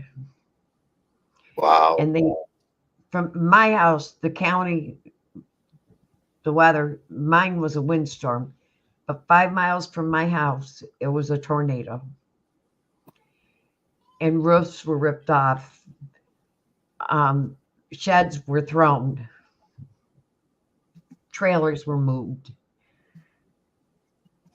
And I never thought I would see it. And the path of one tornado went through, and the next tornado was just a couple miles beside it. Yeah. And then the next year, another tornado went almost identical paths. Yeah, that same thing happened in Ohio where I worked out over in Beaver Creek outside of Dayton. We had a tornado, an EF4 that dropped in the edge of Dayton, came all the way through the neighborhood up to Beaver Creek and ran right next to the shop, through the parking lot right next to the shop that I was working at. And then an hour later, another EF4 ran right through the same exact path. And then another tornado hits just a few miles from it. Another week later. And then Another one hits a couple miles from it. And Yeah. a week later, we've never had this many tornadoes. I think we had 7 this year. Yeah, and that's unusual for New York. Yeah. There's definitely a lot of weird things happening in weird places where weather like that never happened. Yeah, like Ohio has like the most tornadoes out of the whole entire Midwest. Like when I was talking to Dustin earlier, I just thought it was a conspiracy because, there's no proof, but, most of the time what he tells me, a lot of this shit comes true. So, okay. But then I saw all this and I'm like thinking, what the hell? This is true. So anybody watching, please, if you can, share this on your community page and let other people watch because people need to wake the hell up. The New York State Weather Service confirmed 32 tornadoes has touched down in 2024 this year. Damn. That's unusual for New York. Yeah, that's a lot of tornadoes. I think I've only heard of like maybe 7 out of the whole entire year for New York before. 32 this year. Damn. Yep, 32 this year. Hell, that's like Canada. They've been getting hit with tornadoes, and they've never had tornadoes up there, except for look at the earthquakes. Look at the earthquakes that New York State's had. Yeah, we are in the earthquake. We do have fault lines, but look at the earthquakes we've had. Yeah, it's just Biden, I think, or his administration. I mean, they want this fucking electrical cars and all that crap. Why not do this? Exactly. Okay. We will never. We get too much snow to have all electric. We get too much snow to have all electric. Come on. Exactly. Come on. And all right, electric cars. All right, for like where she's at, anybody up north, you can fully charge that damn thing overnight, right? But you try to go drive it somewhere, and the temperatures that happen up there, you only have about 50 miles on 100% charge. The same thing happens in Arizona with the heat. Electric vehicles, preferred operating temperatures are between 68 to 75 degrees. Anything over that, they're useless. Well, don't forget to mention the salt that they use to treat the roads with. That gets up in there and messes with the batteries, and you start getting a reaction. Yeah. Oh, exactly. Yeah. Just like all the electric cars that had the salt water from the hurricane, Yeah, a lot of places quit using the sodium chloride on the roads and went to beet juice. Quite honestly, I think we need to do what Japan does and run hot water under the roadways. So when it snows, you just start letting that out on the road. But I think that's only going to work for a lot of the lower states. The ones up north where it gets 40, 50 below at night won't work. The batteries were going to freeze and explode. Hey, Danny. Yeah, that's one thing about a Tesla battery, like a Tesla. They will not freeze because they have a heater in them built into them that'll kick on if it gets too cold to keep them at operational temperature for charging. Not at 25 below zero. Exactly. Yeah, not that. Yeah, it ain't going to help. Yeah, not when it's that low. Especially up there in central New York where she's at. Yeah, you get the winds coming off the lakes, and it leaves your car in a foot thick sheet of ice. I get 6 feet of snow in my driveway, and they have to bring in a freaking pen loader to dig my driveway out. I live in the snow belt. I have 4-wheel drive. And you still have If there's 6 foot of snow on the ground, yeah, you ain't catching me outside in a 4-wheel. Yeah. I mean, I can drive in the snow, but that much snow, no, I'm just staying home. Yeah. I have a 6-car garage, and my vehicle sits in my garage. And my brother comes through with the plow truck. They plow me out. They shovel my sidewalk. They knock on my door and say, "Where's the cookies?" Oh, that's so cool. What you cooking?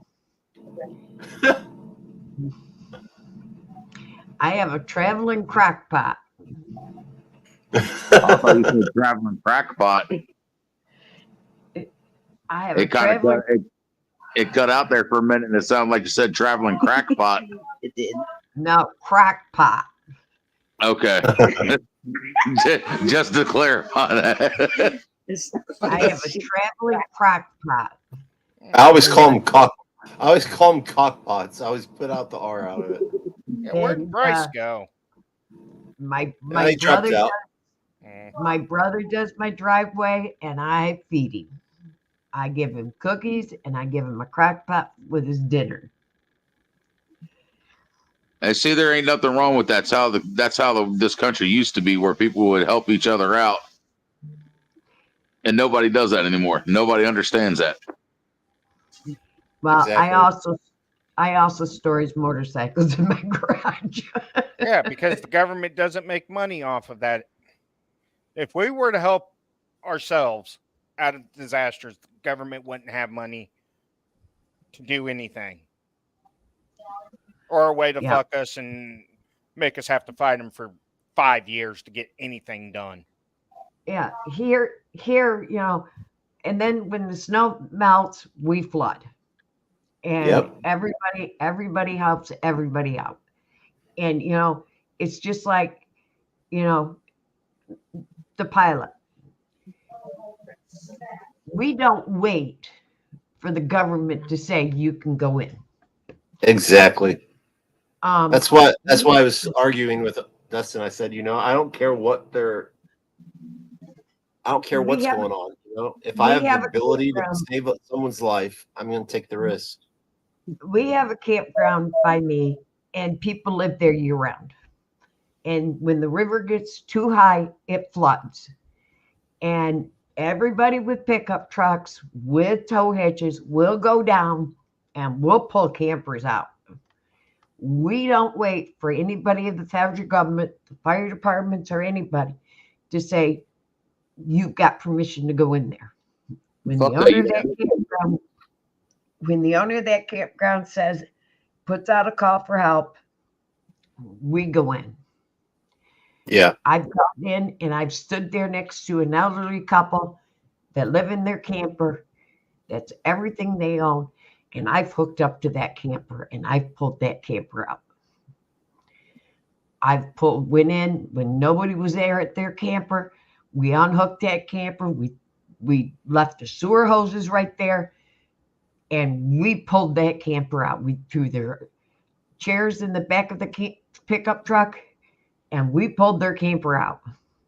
That sewer hose is a $15, $25 sewer hose. That stayed because we weren't worried about a sewer hose. But yeah, that's a minimal thing for to save somebody's home. We pulled the camper. That's what I'm saying. I would rather spend that $25 to replace the sewer line than to spend another $10,000 to try to find another RV or motorhome. Yeah. And we pulled campers, and we did it. We did it for over 4 hours, and that's our community.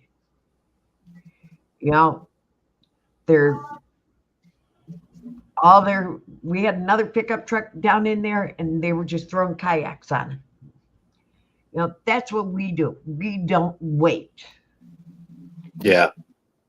And just like 2 flatbeds went out of here, full of hay and straw, headed for North Carolina and Tennessee. for the farmers that have animals down there. Everybody was sending water and food, and we sent 2 loads of hay and straw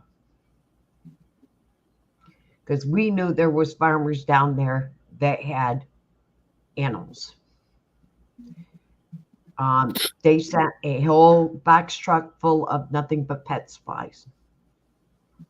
There was cages, there was leashes, and all kinds of pet supplies that went. That's our community. We thought outside the box because we're a farm community. I've always wondered. I made a short, or maybe like a year ago, and I just thought it was funny. But I bet, I bet it was because they controlled weather. This right here, where where they had all those slimy ones, big Bible come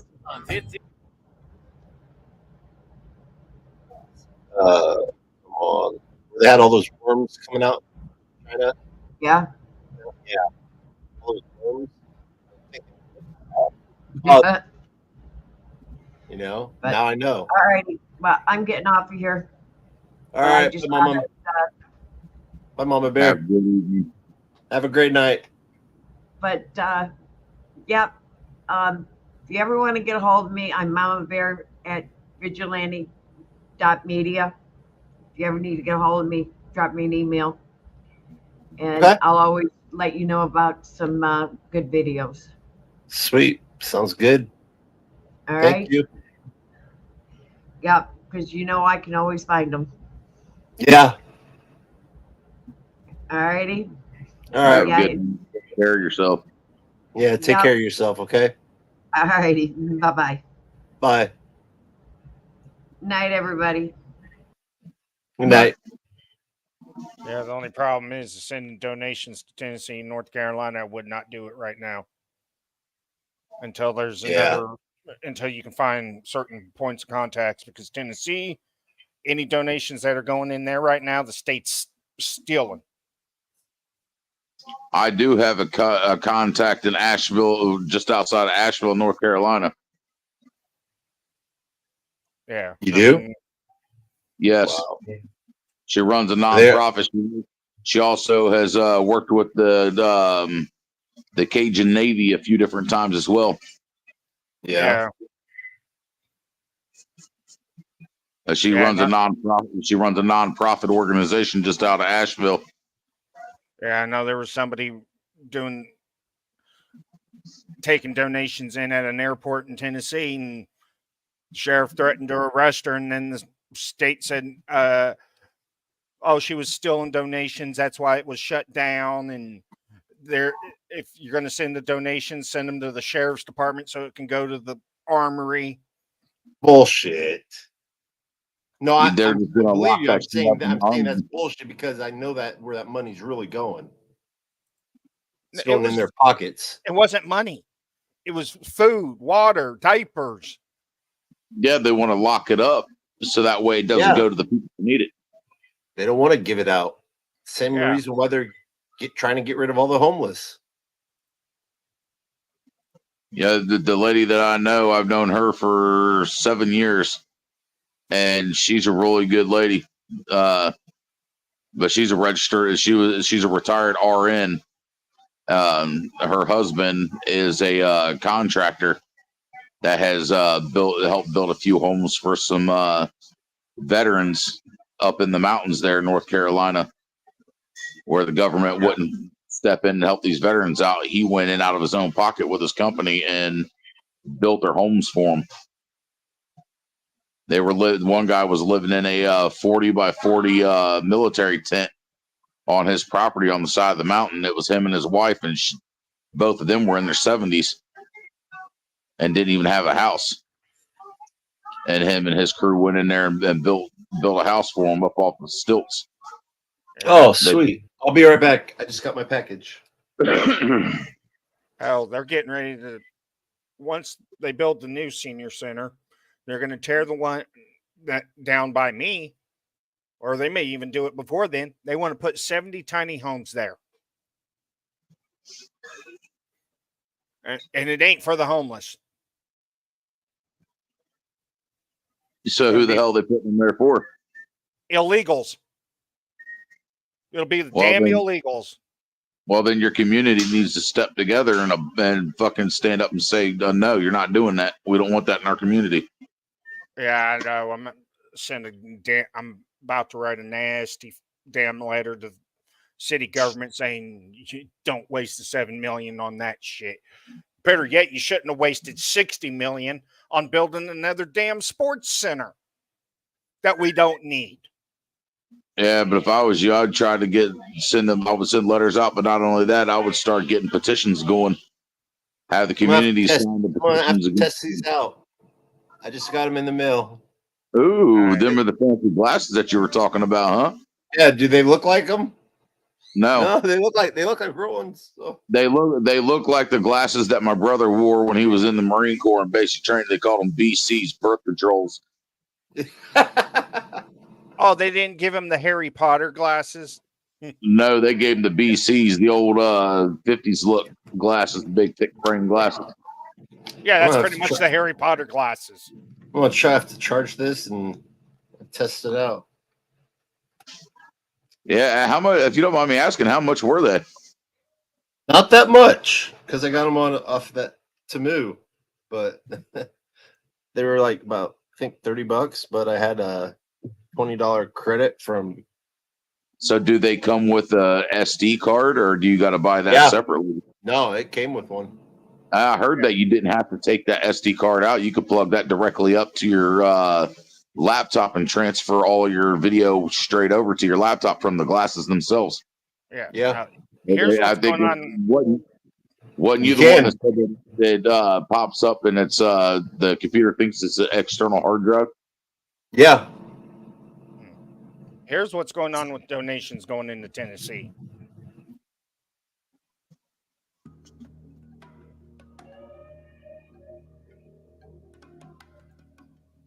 Welcome back, everyone. We're doing a video here. It's a follow-up on yesterday's video. In that video, I insinuated that law enforcement and federal agencies may be interfering with the aid shipments that are going into Western North Carolina and to Eastern Tennessee, but I didn't have any facts yet on this particular instance, and I have some now for sure that you guys are about to see here in just a second.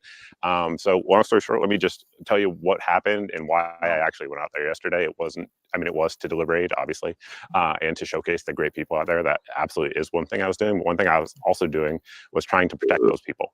I had received a report from people on the ground out there that one of my viewers, that the sheriff there was attempting to intimidate the workers, particularly Linda in this case, and threatening to seize all of the goods that had been donated by all of you around the country to these people in need. All that distribution center that you guys saw the footage of yesterday, he was threatening to seize all of it. And the reason he had given her the day before and the other workers was that they needed accountability of it. Now, here's the thing. I fully understand if there is a sheriff who wants to help distribute aid and identify gaps in the community where they can be, goods can be delivered to, that's great sheriff work, right? So I got no issues with that, but by all, I should just note, I run a YouTube channel. I put a video up on it last night, and just people were asking about why it was shut down, essentially. I'm just trying to get some answers on that. Johnson County Sheriff's Office. Hello, ma'am. I had just called, and I think our phone call got disconnected. I was calling to ask about the effort to gather supplies at the airport and why it was shut down. What do you mean? What was shut down? Sure. So I was working with a lady, her name was Linda, out there. And after we left yesterday, she called and said that the sheriff essentially told her to shut it down, the collection and distribution system. I was just trying to get some clarification on why or what's going on behind that. I understand that you may not have the answer, but I'm not sure, but I know they're all down at the airport now. Okay. Is there someone I could speak with that I could get a number to figure out what's going on? Yeah, sure, because I don't know what you're talking about because there's people down at the airport. Sure. Yeah. I'd love to. We have, our officers and everybody else down there. Okay. Is there someone down there that I could talk to? Yeah, I will see if I can. Okay. I was told I mean, you different. can call Dave Garrison. Yeah. Yeah. Much. Bye. Bye. Johnson County Airport. Hello. Is Dave Garris there? You're talking to him. What's going on, big guy? All right, Dave. My name is Mike. I run a YouTube channel called the Mr. Guns and Gear channel. I was out there yesterday with Linda, helping bringing in supplies. Basically, I'm trying to get answers, and she was a little bit emotional last night. Essentially, she was saying that the sheriff was telling her that she couldn't be continue collecting and distributing supplies, and I was just trying to see if you knew anything about that. Yeah, we knew nothing about that. Okay. It just came down like yesterday afternoon that everything that lands here at the airport's got to go over to the armory that the sheriff's department is in charge of. Okay. And I mean, do you know any idea why? I'm just trying to figure it out because I put a video up yesterday. I don't know if you saw it, but it's getting a lot of views and people are asking what happened. And I'm just trying to get answers, you know, if it's a good. Okay. Well, I think it came down from the state. Okay. The state called up and said that they've cut supplies off to it because Linda was they thought commandeering stuff. Well, what she was doing was she was calling individual organizations, like Helping Hands and the churches and all that stuff to come up and pick, and that was out of the protocol that was supposed to go down here. And do you know whose protocol that is?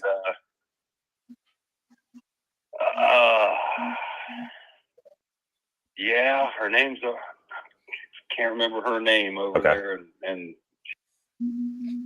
oh, how convenient! So they're her yeah, name. they're gonna follow a policy of someone they don't even know. They can't even remember their name. No, he knows who the fuck it is. He doesn't. I know. I'm give just saying. name. Yeah. The sheriff doesn't have the authority to commandeer anything. He can't fucking take that stuff. No. What happened was the state, Tennessee's FEMA department, right?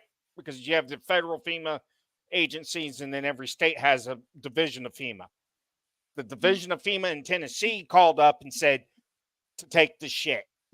Told the sheriff to, under their authority. The sheriff doesn't work for them. He's a constitutional officer. His authority is probably doesn't give a shit. Yeah, but anytime you become a law enforcement officer, firefighter, you gotta go through fucking FEMA training. And technically you work under them.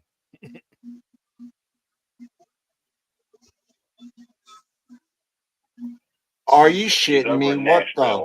Okay, and is she like a director for the state? She called the Operation Airdrop people. Okay. And told them because the word that she had got was Linda was stealing a bunch of stuff, and that's why. Oh yeah, that's like some other comments I've seen in other videos. Okay, we're sending all this aid over to all these other. No shit! Right? What the fuck? Excuse my language, but damn. But yet, we're in the middle of a massive disaster. Where's the fucking help from these other countries? Exactly. They never fucking chip in and help us at all. We've been footing the fucking bill for these other countries since World War II. When we need to quit being the world's fucking police. Quit calling our goddamn asses. If you fucking piss off your neighbors, deal with that shit. Quit calling the United States. We need to say we're done. Fuck NATO. Fuck all these other countries. We got to work on ourselves. Unless you're going to fucking help foot the bill for this shit or fucking help us when we need help, fuck you. I get sick and tired of these other countries they expect us to fucking let their people in, fucking help them in natural disasters and shit and foot the bill for it. But yet, when we have the same thing happen to us, it's pretty much fuck us. We ain't going to help you even though you helped us. That shit needs to stop. They cut it off because it wasn't going through correct protocol. And so I had to work back and get them coming to our airport again. because we desperately need supplies and food. Right. Yeah. No, I was there. Supplies, and I still got a bunch of places up here in the hills and all that. We understand completely what she was trying to do. I'm not on either side. I'm not just either. on the airport, and I make sure the airplanes get in and out of here safe. Sure. Yeah, I get it. You're on And the everybody gets off with it in a FAA timely side, fashion. dumbass. So I don't have a dog in this hunt Sure. at all. I get it. She was trying to do what she was trying to do, her best thing, what she thought was the best, and almost got us jammed up and shut down.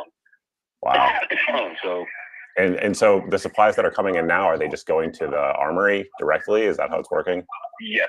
Okay. Yep. Anything that lands here now, we're loading up into trailers and taking them into the armory where they account for it all, and then sort it and distribute it out to the helping hands and churches and stuff. Bullshit. Yeah, to the people that are on the preferred list. Yeah.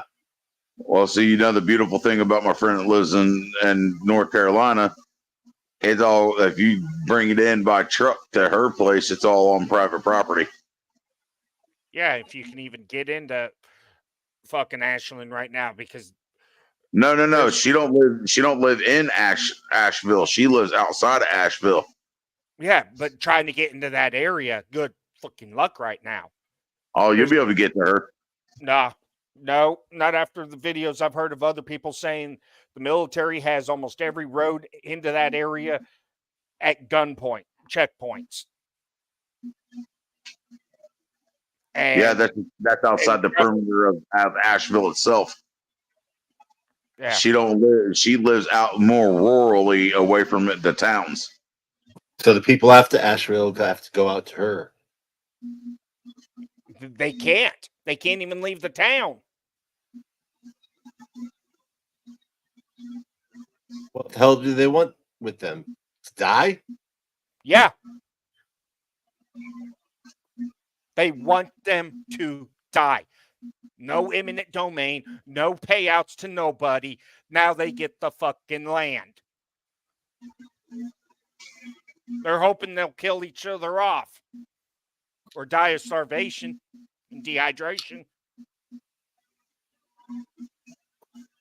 If it wasn't for that pilot, if it wasn't for that pilot, that's what would have happened with the husband. I was watching a video last night. A guy actually hiked into there, and somehow he ended up getting past them. There wasn't any military that was there at the time, but they had police blocking off the roadways. He snuck and made it down in there and hiked down into downtown by where the resort and all that was. The only thing that they had down there supply-wise for the people that lived in that area, you might have seen like a case of water just sitting on the side of the road here, or a case of water about a mile up the road just sitting on the side of the road. That was it. That's not even for the people. That was what he claimed. That's what he claimed in the video. That was for the people, and was telling people if you're going to mosey in here and gawk at these people and not try to help, he's like, that water's not for you. That water's for the residents. No, it's not for the residents. FEMA's already made it direct to the residents that any and all supplies that are coming in here are for the first responders only. Fuck you.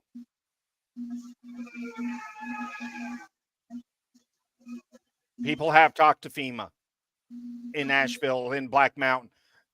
FEMA straight out told them all the supplies that's coming in here is all for the first responders. We're not distributing it to you. Sorry.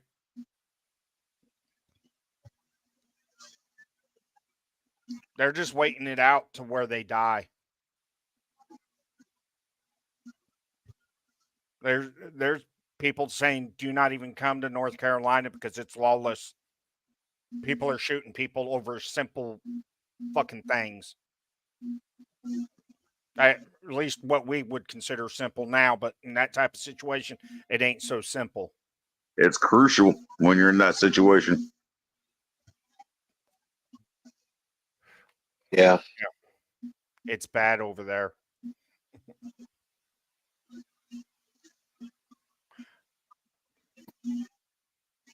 That's just like we said before on the last live stream I was on with y'all. Shit's about ready to hit the fan. Yeah. Civil War. Civil War's coming. I think so. I think so. Civil War or a Revolutionary War, something. That ain't gonna be. It's not gonna start out revolutionary.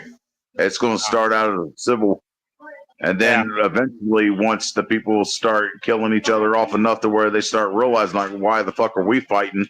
Then it's gonna turn the other way. Yeah, but the And problem it's is, the people's gonna be even more pissed off.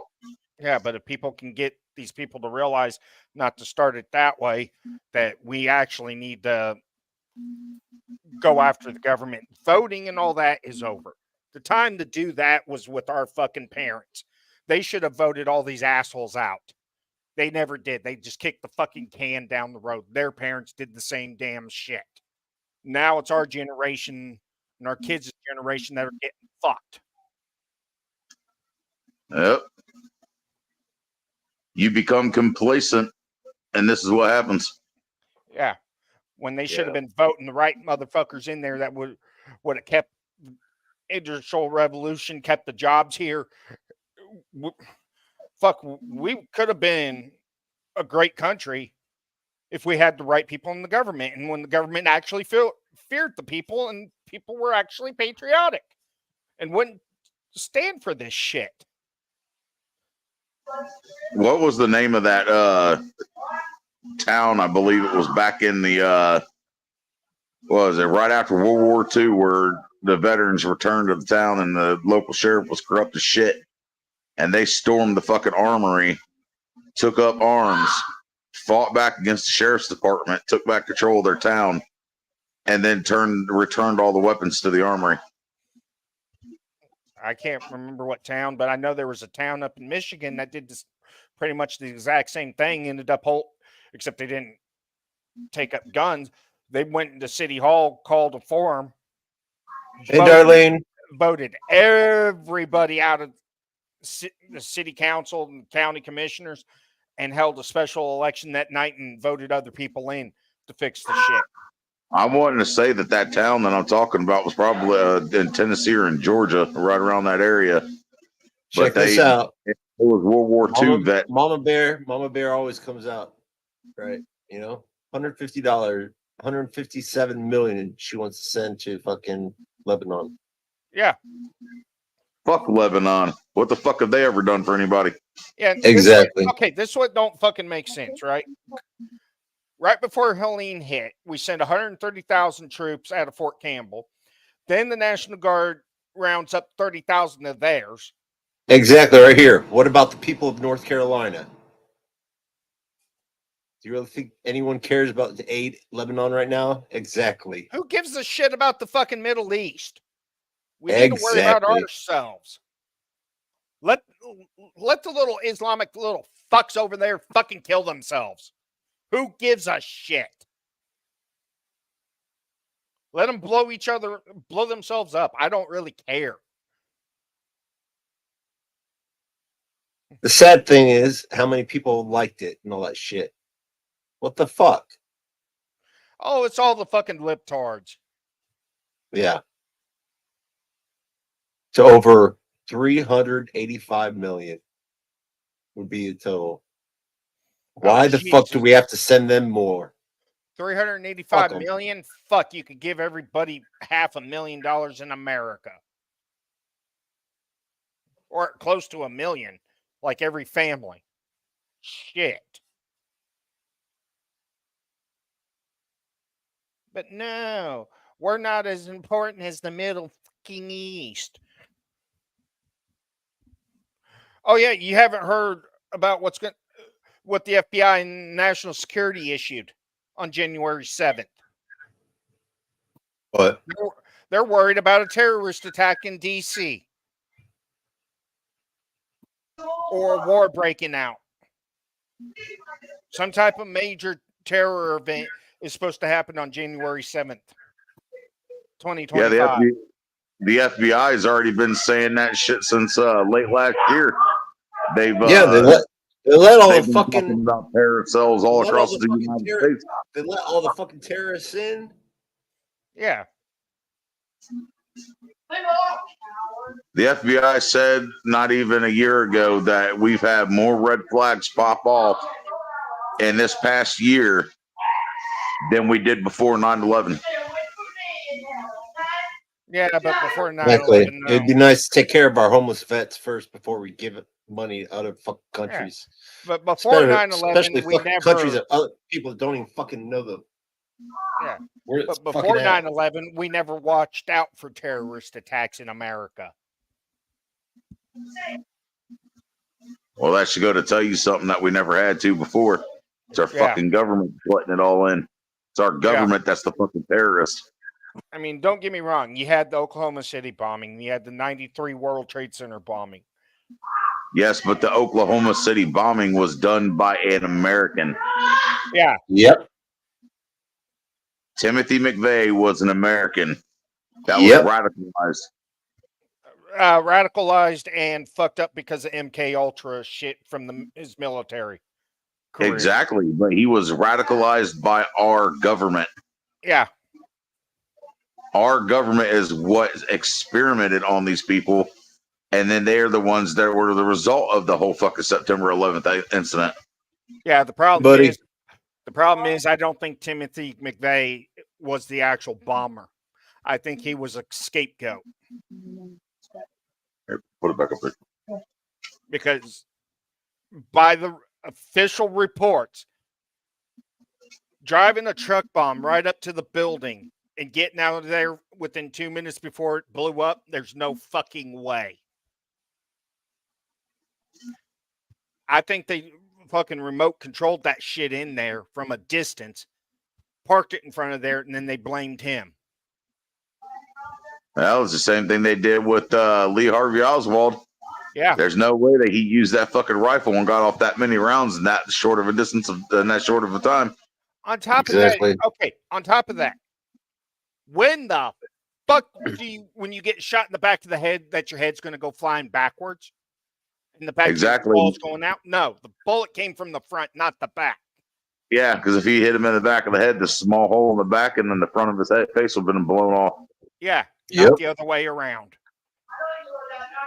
Trust me, I've killed enough deer in my lifetime to know what it looks like when something gets hit by a round. Especially by a bolt action rifle. Yeah. I did a lot of hunting down in Kentucky on the family farm growing up. A 30-06 will turn a fucking deer's head inside out. Yeah, no, the shot that killed Kennedy came from inside the car. Yeah. Actually, both Why shots do you? came in. Why do you think it inside took the car. 2 fucking shots before the Social Security? Secret Service knew what was Yeah, going on? for the Secret Service even fucking went on. Because did anything. Because they're the ones that did it. No shit. The same thing with fucking Trump. Both times.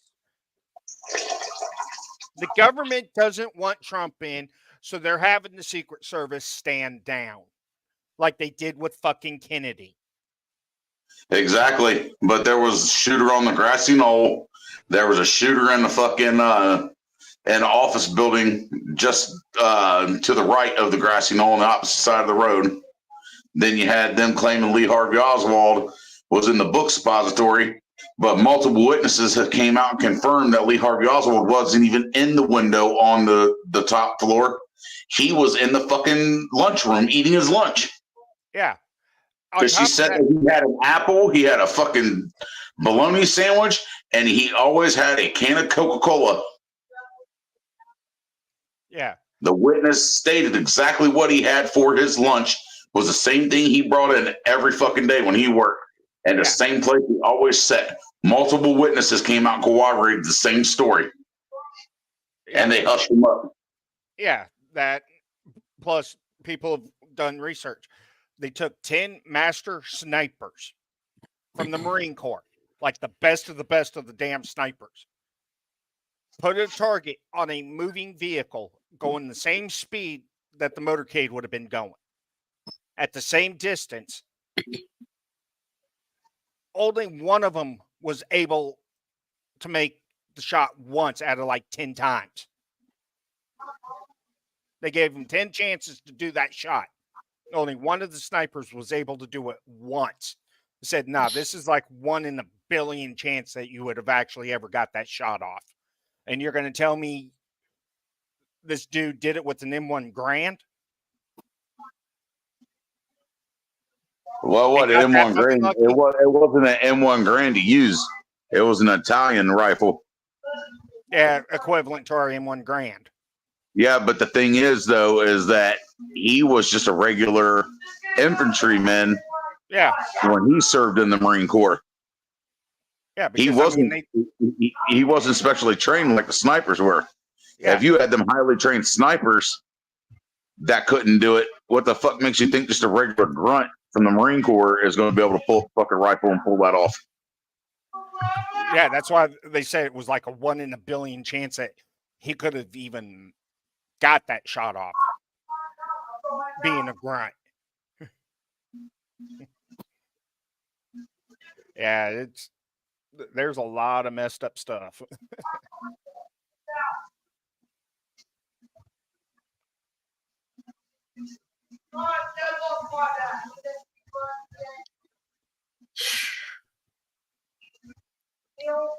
But no, I mean, our weather's been controlled for years. They actually started experimenting with the cloud seeding in the 30s during the Great Depression. Yeah, to try to get it Damn. to rain. It goes back before World War II. Yeah. They were doing that shit in the mid 30s. Yeah, out in the desert Southwest and the plains to try to get it to rain. Yeah, they were doing it out in Oklahoma and shit during the Dust Bowl. Yeah.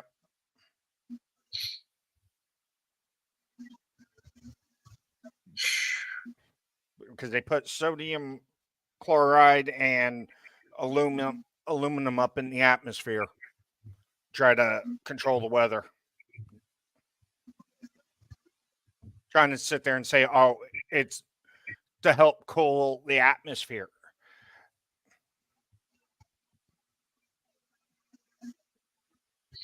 The only way climate change is real is because it's man fucking made.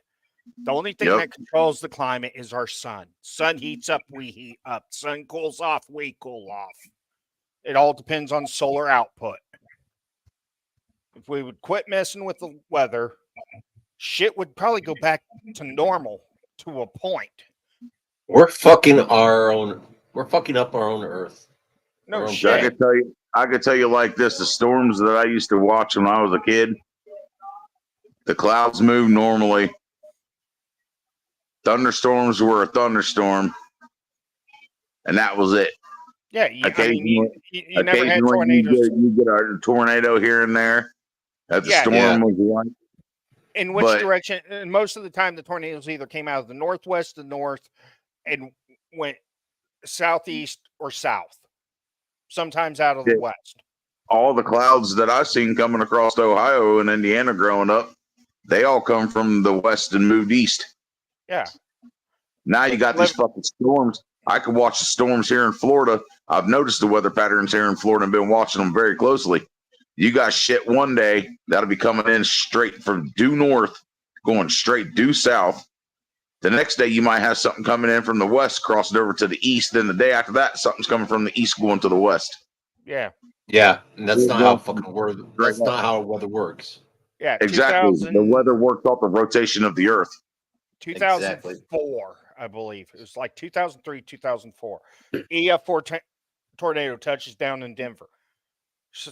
Moved northwest and hit a daycare center head on. And it's like, what the fuck here? Tornadoes don't move that direction. They don't start southeast and move northwest to west. There's What's the odds of Denver getting hit by a fucking tornado being that high? Oh hell, lately Colorado's been getting hit with tornadoes left and right. Denver, Aurora, Littleton, Colorado Springs, Fountain, Pueblo.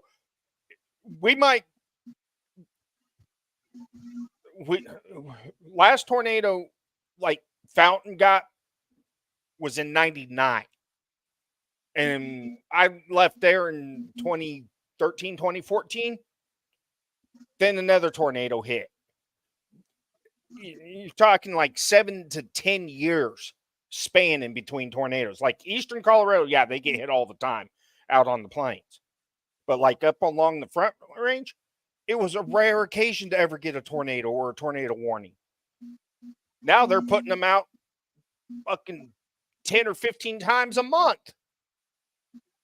That's because natural weather didn't move that way. Yeah. Yeah, exactly. All that weather came in over the Rockies. And as it comes shooting down the backside of that mountains into the plains, is where the air speed started speeding up. It started gathering that heat. And with the air, I'm sorry, but Gulf after of all, Mexico, after all this bullshit, I'm sorry, but I do not want to see the American flag right now. Yeah, It's pissed me off. the American flag doesn't stand for what it once did. Yeah, I'm sorry. I still believe in the goddamn Confederate flag because to me, there's less racism and hatred behind that one than there is the American.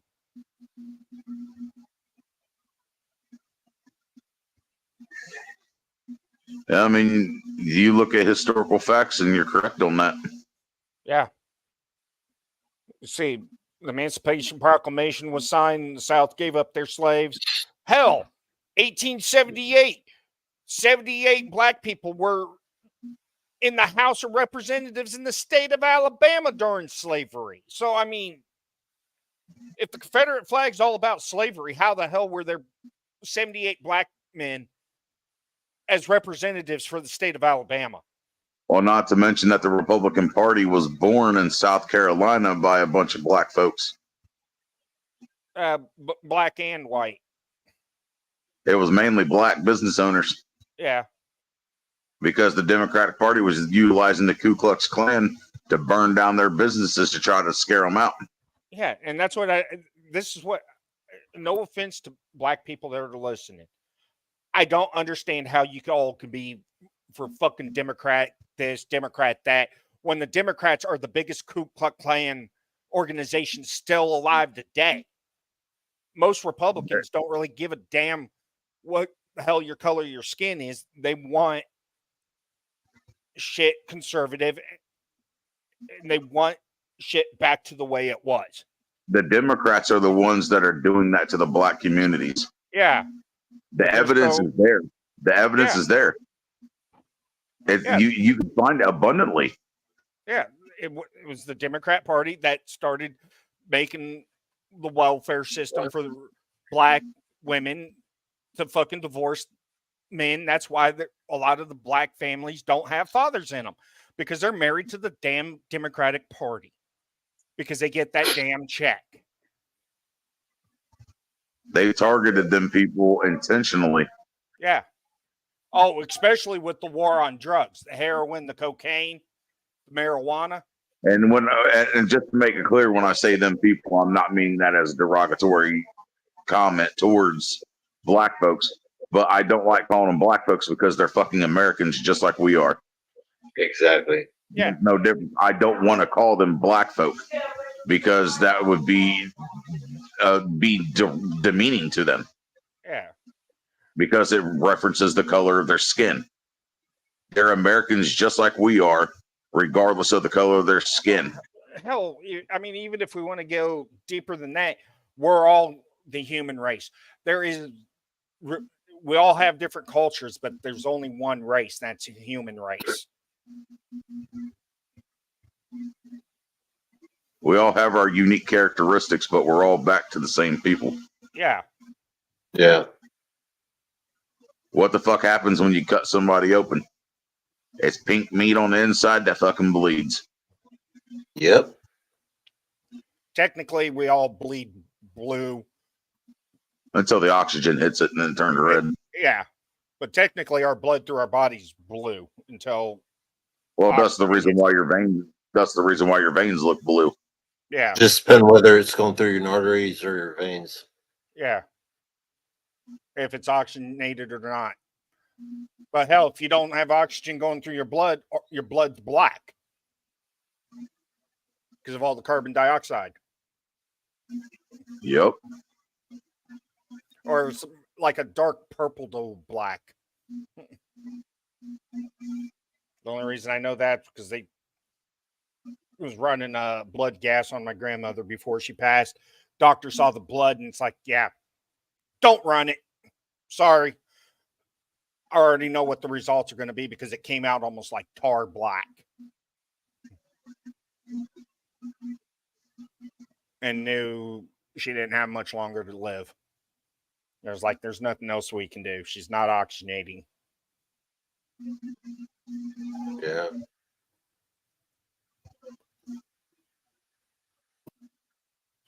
And that's what's fucked up about the whole jab shit. How they are like, oh, that didn't do anything wrong. My grandmother had treatable cancer, was getting treatments before COVID hit. They were working. The cancer was shrinking. It was going away. She was getting healthier. Yeah. Doctor told her that she needed to get the jab so she wouldn't get the COVID.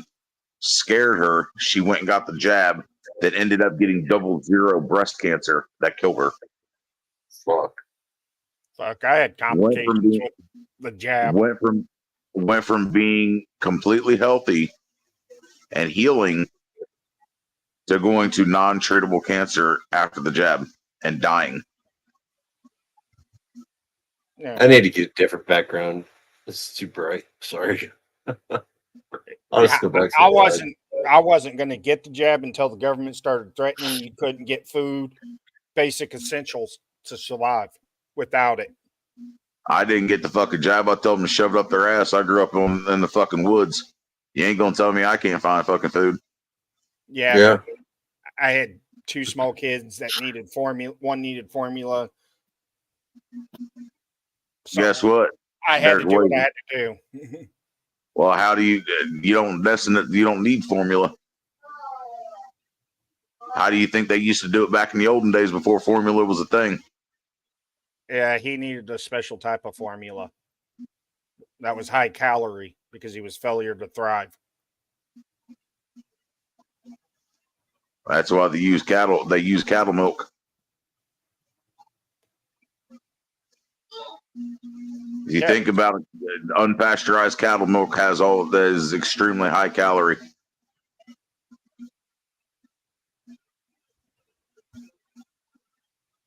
Oh, that's why they want you to pasteurize it.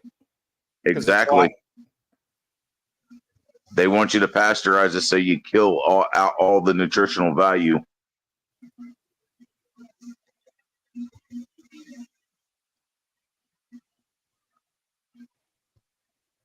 Trust me, I learned all this stuff from my great grandparents that grew up way down in the hills of Kentucky. They never fed my great grandparents never fed any of their children any formula or any of that stuff because they were all born before formula. It was all milk that they went and got right out of their cattle in the field. I did not know that about goat milk. Yeah, goat milk is really healthy too. Wow. And goat milk is also very good for babies that have colic or sensitive stomachs. Goat milk is very good for that. It's good for making cheese too. Oh, it is. But I mean, there's properties in that goat milk that help us with babies with sensitive stomachs. It's it's easier for the baby to digest. Yeah, and I like goat milk soaps. Makes your skin all silky smooth. It puts the lotion on its skin, or else it gets the hose again. It's not as harsh as like a lot of your name brand soaps with all the chemicals. No. Yeah, all these name brand soaps dry your skin out. Yeah, I'm gonna have to watch that now. I'm gonna have to watch that now. All right, Buffalo Bill. Lambs. because I had like some plaque psoriasis on my arm and started using goat milk soap, and it started to go away. Just make sure you're getting goat milk from a female goat. Yeah.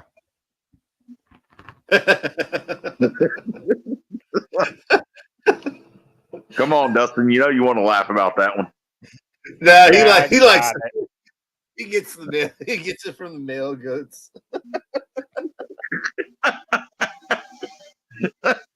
Red Rocket, goat, Red Rocket. What does it Red Rocket, Red Rocket, Red Rocket. What does it taste like? What it tastes like? I don't know. Why is it so salty? Tastes like chicken. Yeah, it's just, shit. We're demented.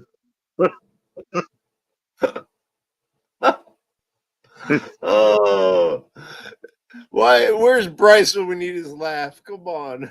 Yeah, Dustin, you live in Kentucky, right, Dustin? When your belt costs more than you're giving hurricane victims. Are you fucking shitting me? You're in Kentucky, right? KS4. Yeah. Shit hits the fan there. You get in contact with me, and I've got a bunch of family up there. I can send you to some very secure locations up there that you'll be very well protected. Yeah. I Oh shit, he's back in Kansas too, but just trying to get back there might not be feasible. Well, they're not too far away from where you're at. That's why I said that. All right. You could hit. You're pretty much centrally located, right between the two areas. I could send you down. I could send you in either direction of them two areas, and you'll be far enough off the beaten path to where you're not going to have anybody fucking with you. Yeah, you're always on the run. You know when the storm's coming because you're a good father taking care of your kids. You know. Yeah. Yeah.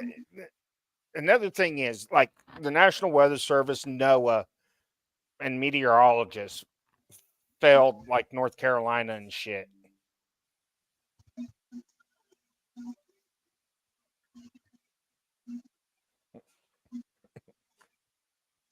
They ended What's the fucking point of even having them if the fucking nation's Oh hell, I controlling don't. I never fucking listen to the fucking National Weather Service half the time because they talk out their fucking asses. Then yet, yeah, like your emergency management and shit. Oh dear God, if it's the National Weather Service, they'll listen to them like they're fucking gods. But when you have other people that know what the fuck they're talking about, it's like fuck you, it ain't going to happen. And see, I look at multiple. I don't look just at National Weather Service or like the national. I mean, here in Melbourne is where they have the headquarters here. I don't look at just theirs. I look at the local meteorologist. I look at meteorologists from other states like Louisiana and Alabama, and Mississippi. Yeah, the problem is I take all of the data that each one of them put out, and I piece it together myself. Yeah, the problem is like your local meteorologists are pretty much just basing their shit off the National Weather Service. Yeah, their radars are pretty much the National Weather Service radars. Yeah, some of them though. That's why I do the out of state ones. I reference to them as well because their shit isn't part of the National Weather Service here locally. Yeah, even that. I look at the. See what I'm saying? Like if you get a broad BBC, go ahead, you know, from the UK, you know, they'll tell the weather and shit like that. I look at all of it. Hell, I trust the European models for our weather than I trust our own. Exactly. Because it's funny though, because that's why I look at the European models as well. I'll go as far as going from each individual state that's in the area, match their data because they get different radar signatures depending on where they're located at. But then you also go with the UK because their shit out of these last storms dating back to Ian has predicted closer to where it actually went than our American models did. Yeah. The European models did it almost on spot with very slight variations. And that's that. But like when I was in high school, we had a lab that had a bunch of different stations in it. There was aerodynamics. I was telling you about that, Indy, where they had the plastics injection molding. They had a robotics. Programming the robotic arm to perform different functions, shit like that. But one of them was meteorology. I loved the meteorology because we actually had the barometric pressure readers. We had the wind speed meters, all of that shit hooked up to a computer system. We were able to actually monitor the local forecasts and learn how to read the radar signatures and shit like that, and barometric pressure, all that stuff, to be able to predict the weather. That was part of our grade. We actually had to predict the weather. And that's where I learned how to start reading the shit that these meteorologists are putting out and being able to piece together enough to know how the weather was going to act.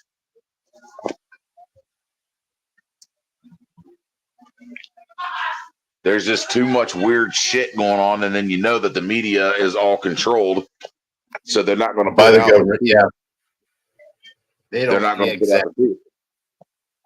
They never will.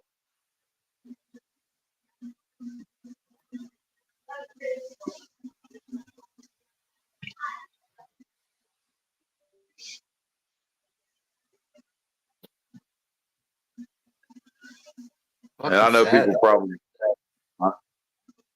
I know people probably think that we're conspiracy theorists and that we're weird. Yeah, that's their opinion. They can think whatever they want. More power to them. After what I just watched, you know, anybody that's watching this, just rewind it, rewind the live, and you know, basically, The only problem because is weather was does made not up by work. the government to hide the truth. Yeah, but whether I'm just saying, after seeing what I saw, I know it's the truth because that's not how fucking weather works. See, the weird thing is, though, is that it used to be hidden. They wouldn't openly put it out there that they were the ones behind all this shit. Now it's to the point where they became so bold that they do it out directly in front of your fucking face and they don't even care. Exactly, because there's nothing that we'll do about it until we get enough fucking people. The reason they do it openly is because they can slap on, oh, they're just a conspiracy theory. It's bullshit. We're not actually doing it. They can have plausible deniability. That even was though a they're CIA. doing it right in front of our face. The conspiracy theorist term was coined by the CIA back in the 70s. It was intentionally coined by the CIA. It's a false term that was coined by them to go against anybody that had the balls to speak out against the shit that they were doing. Yeah. And a way to lock you up in the nut house. Yep. That was their whole intention, was to make you look like you were fucking crazy. That way they could silence you and get rid of you. Yeah. Because a lot of the people that were speaking up about that shit back in the 70s were ex-military that's seen it with their own fucking eyes. All right, well, let's say the weather is not, Either seen it with their own eyes or it happened to them. Well, exactly. Let's say the government doesn't or can't control the weather. It's still what all the bullshit they're fucking doing right now, not helping people. Still, it just shows that they don't fucking give a shit about us. Oh, hell, there's enough video evidence to. I'm not saying, I'm not saying it's not true. I'm just saying, you know, rhetorical, or it's like a rhetorical question. It's like just pretend it's not true. It's still what they're doing is bullshit. Yeah, it is bullshit. But I mean, hell, go look at like all the ski lodges, right? If they don't think they're going to get enough snow to open the ski lodge that year, they'll start cloud seeding to make it snow so they can open.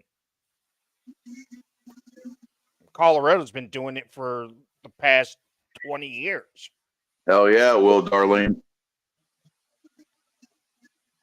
Yep. 100%. Oh, it already has. They've already found traces of that shit in plants. Oh, look at all the cancer counts that's skyrocketed since the early 90s. When I was a real little kid, you didn't hear about people that got cancer that much. Oh, it was lung cancer or breast cancer or skin cancer. Now That's you're getting cancers that are incurable. Yeah. Pancreatic cancer, liver cancer, all kinds of shit like that gets in lymph node cancer. You got your fucking bone what is cancer, it? Leukemia, prostate, everything. non-Hodgkin lymphoma, small cell cancers, large cell cancers. That's all shit that they. I guarantee you that every bit of that is shit that they've experimented with, just like they did with the COVID. They took something that was not deadly. They bioengineered that shit, and that's what they're dumping in the fucking atmosphere, using us as a giant lab test tube. Oh hell yeah, they are. We're all fucking lab rats. That's all we are to them. Fuck. We What was fund that their fucking project where they doped up all the soldiers and shit? Put them on LSD and psychedelics and shit for mind control. Oh, what the hell? Oh yeah, that was MK I've heard Ultra. about that. I've heard about Yeah, it that. was part of MK Ultra, but there was a certain project. Yeah, they were. It was, I think, part of Project Manhattan. Manhattan Project. Are you talking about Mockingbird? Yeah, that one. Yeah, that stuff they were claiming that they were trying to, because Russia, the U.S. during the Cold War got intel that Russia was experimenting with LSD and shrooms on certain people that exhibited mind control powers and telepathic powers and shit like that to be able to predict what the enemy was doing. Yeah. So that's when the United States started to do it by feeding them LSD. They tried with shrooms. Shrooms wasn't getting the effect that they wanted, so they synthesized the LSD. Started getting these people that they were just picking up off the fucking street, kidnapping them off the street, and holding them hostage and pumping them full of LSD to try to get them to be able to have mind control to predict what the Soviets were doing during the Cold War. Yeah, LSD, PCP, ketamine. Yup. Yeah, now they found out like your shrooms and your LSD and microdosing actually helps dementia and Alzheimer's. Yep. My mother-in-law's we've been saying it for years, trying to warn my wife's family for years. And I kept on telling them, I was like, there's something wrong with your mom. And they wouldn't listen to me, just started getting real defensive. I was like, dude, there's something seriously wrong with your mom. I was like, I'm not trying to be a dickhead about it. I'm trying to warn you. You need to get her to a doctor. Well, a year ago, they finally listened to what I had to say when their mom had a major episode. Took her to the hospital, had all kinds of tests ran on her. Come to find out, she's in mid-stage dementia. Ooh. It's to the point now where my wife was just on the phone with her earlier today, and she keeps on asking the same question repeatedly over and over again, and 5 seconds later forgets that she asked it and asks it again. Yeah. And they're all down. Well, I mean, they're all down in the dumps, and they're all like, "Oh, well," trying to play victim. And I was like, "How can you guys play victim when I warned you guys years ago when I seen the symptoms and signs of it happening?" Because my step grandfather died of it. He got dementia, Alzheimer's, and died. Yeah. I sit there by his side almost every fucking day until he died, watching him digress back from being. And the guy was a school teacher. The dude was extremely fucking intelligent, down to earth, humble guy, lovable guy for everybody. Watched him digress from that back to a fetal state, and watched him curled up like a baby in the bed. They had to put a diaper on him, had to feed him, almost like a baby. Almost kind of like the movie Curious Case of Benjamin Button. Yeah. And I mean, and it was heartbreaking to see that. And it is. He reverted back to an infant stage and then died. And I kept on telling their family this for years, almost a decade. I've been telling them. I've been married to my wife 19 years come January. Well, 20 years come January. And I've been telling them for a decade, there's something wrong with your mom's cognitive abilities. You guys need to talk her into going and getting checked. If they would have intervened then, they could have prolonged it a lot more than what it is now. Yeah. She wouldn't be as bad off now as what she is because they neglected to get her treated for it. They say drugs, though. I've tried to talk to her myself, and she wouldn't listen. So I tried to turn to them like, hey, you guys are her immediate blood family. You guys need to express your concerns to her. And they wouldn't do it. Yeah. They wouldn't? Okay, I got a question for you. Like back in the 90s, how many cases of autism did you ever hear about? I personally never knew anybody or met anybody in my entire town I grew up in that had autism. I know. And I knew a couple people that had Down syndrome. Yeah. But I never knew anybody that had autism. Yeah, same here. And it's like not until about the mid 2000s, autism started ramping up bad. I think before the 2000s, there was maybe only 1,000 cases in the United States. Now it's 1 out of every 250 kids have it. Oh no, the numbers are a lot smaller than that. Yeah, autism. No, autism, dude. Now the numbers are 1 out of every 100. Oh, yeah. Okay, so that number shrunk. Yeah, my oldest son increasing. It's increasing. My oldest son is autistic. He was nonverbal until the age of 4. He could speak a little bit, but he wouldn't say shit to you unless it was extremely important. Yeah, that's and it was only a couple words here and there. But yeah, dude, it's seriously, the numbers are, and that's when I found out the numbers. Then he's 13 now. When he was 4 and we took him and got him tested for all this stuff, the numbers then were 1 in 100. I know back around 2013, between 2013 and 2016, it was 1 in 250. Exactly, darling, you know?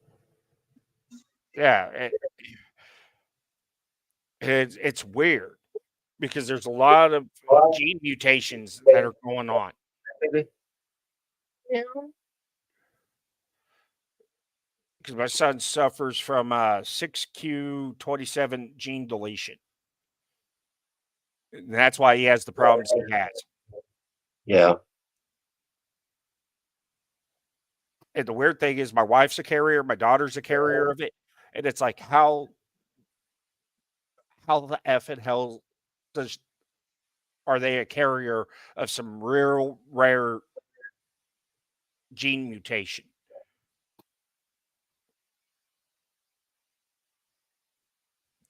Especially when it's only supposed to affect like 1 in 100,000 kids. And she's already had 2 kids with it. They've had problems with the gene mutation besides my daughter that carries it. Yeah, it sounds like it was given to him. That's the beautiful vaccines for you. That's how they're doing it. They're doing it under the guise of a national health, but yet they're using that as a direct experiment because you don't know what the fuck they're putting in them. Yeah. None of that stuff. My son has his vaccines up to 18 months until the doctor said stop. My daughter's up to 4. My daughter hasn't had vaccines since she was 4 years old. all because of the complications to them. That the risk to the vaccines outweigh the benefits. Also depends on what vaccine too. All of them. She can't have no vaccines. Not even for measles. She has it all the way up till 4 years old, and that's it. My son had the first dose, and that's it. First or second dose of it, and that's it. Out of that whole series. Because it was causing seizures in them. Yeah. So they're like, nope, the risk of this causing a seizure that could kill them outweigh the benefits of the vaccines. We will deal with the issues when they arise.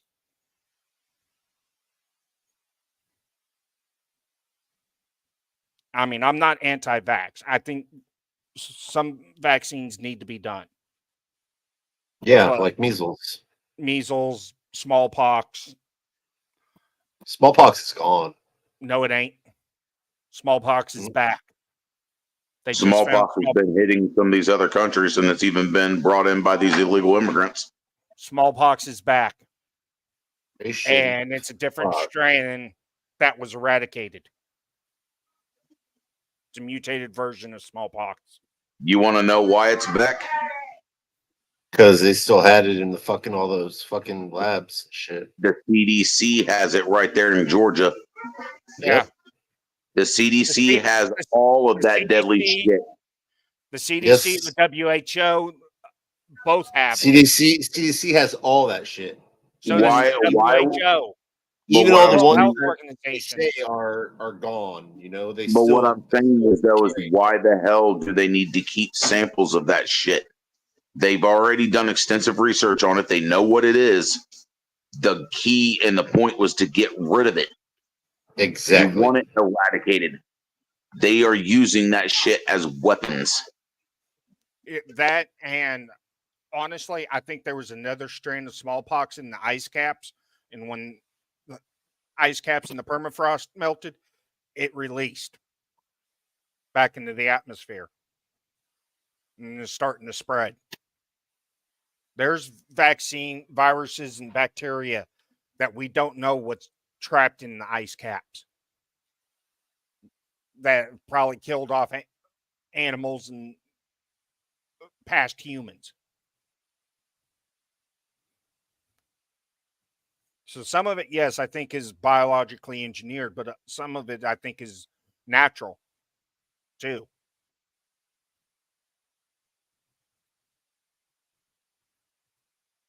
Plus, Care like, if it's natural or not, if it's coming from those fucking illegals. yeah, but they're getting. I'm taking a piss real quick. I'll be right back. They're getting all All their right. shit. They're getting all their shit from the WHO, the World Health Organizations. Uh-huh. The CDC is ours. The WHO runs pretty much every other country. Yeah. But the CDC and the WHO are in bed together. Of course they are. Yeah. Because of the UN, the United Nations. Controls both of them. Darlene Jinx. I said, of course they are. Same thing she typed it.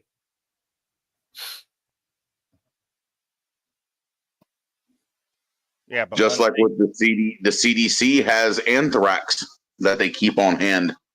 Yes, they do. Hell. Yes, they do. I'll tell you right now, my old high school had virals of anthrax. The CDC has everything. Yeah. The just like what Dustin was saying with the World Health Organization and UN. You know how they were. You remember how a year ago how they were saying that they were worried about the permafrost up in Siberia and up in the Arctic Circle.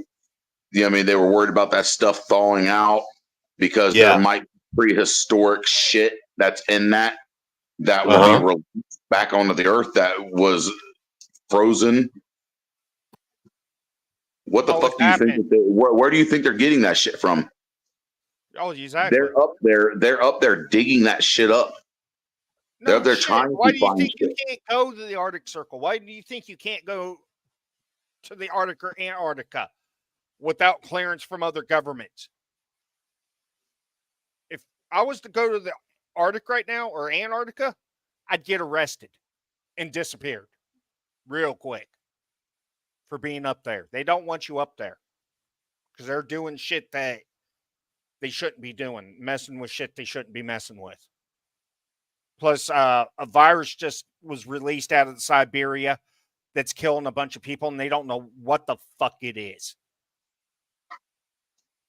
They say that they keep finding smallpox at the CDC and all that shit as tests for vaccines for other diseases and shit like that. But I don't see that. They're keeping that shit so that way. Oh, I know why they're keeping. I'm just saying what they say. Bad enough they can release it to control the population. Yeah, but it's not the CDC that you got to worry about. There's a biolab just right outside of DC that does all the shit for the CDC. That will release it. Oh, the CDC headquarters in Georgia is just a vault. Oh, it's more than a vault. It's a massive vault where they hold the samples for that shit. Yeah, they deal that shit out to these other labs to experiment with it and mutate it. Yeah.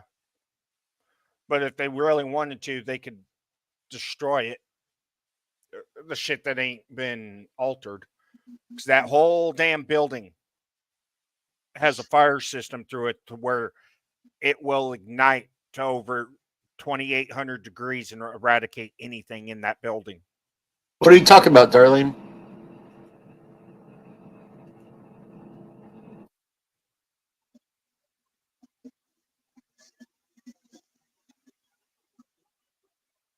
No, you wouldn't have the price just in the big wall. Well, sorry, 75,000 for a couple of days.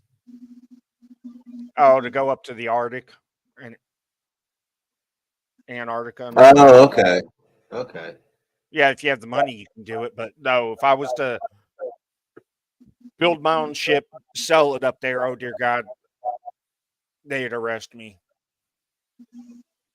You wouldn't get anywhere near there because the Navy would intercept you. Yeah.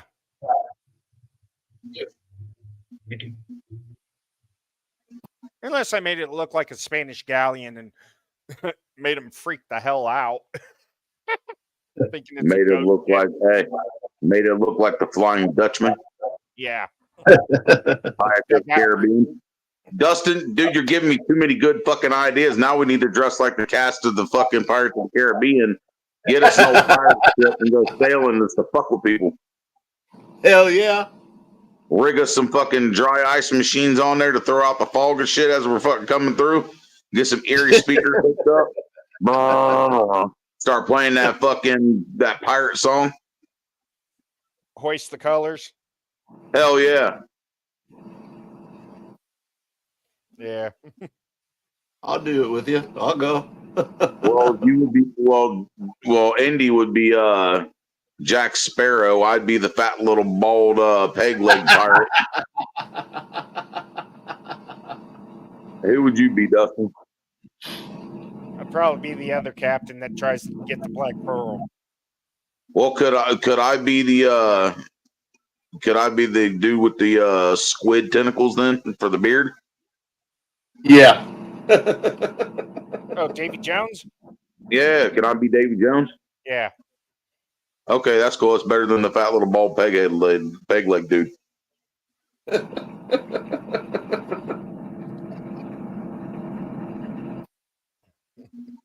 I'm serious. That would be pretty fucking badass just to scare the Navy like that.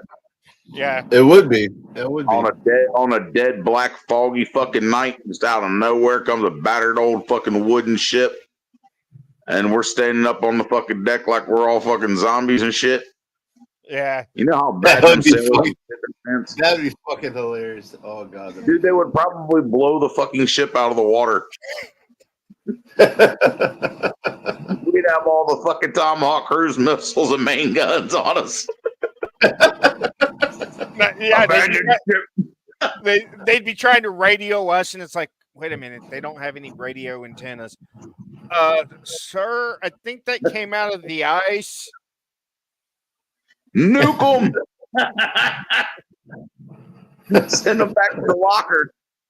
Then turn the ship sideways and just start firing cannons at them. Shit. Dude, that'd be funny as fuck. Hey, but you know, it'd be even funnier if we were firing glow-in-the-dark dildos at them out of the cannons. Yeah. I could see this patrol boat trying to get on board, be like, yes. You know what? Here, have that. We'll pull out our sabers and start charging at them.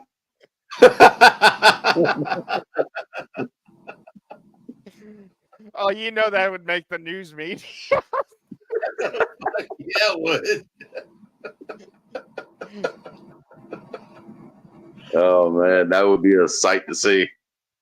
That shit would go viral around the world. It'd be the most viewed fucking video of all time. Let's do it. Scares the shit out of the U.S. Navy. Let's do it. But it Let's was do it. firing glow-in-the-dark dildos at the U.S. Navy.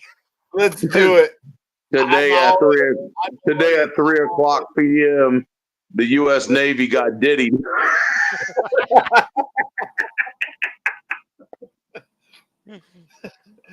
Wait a minute. No, we're not. No, we're not shooting glow-in-the-dark dildos to the Navy. Yeah, we'll also shoot because some they'll have a baby freak-off oil. party on the ship. They'd all be bent over with the pants down. No We'll shit. shoot out some baby oil at to them too. Release the baby oil cannon. Ah, fuck the baby oil. Shoot Astroglide. They need some Astroglide.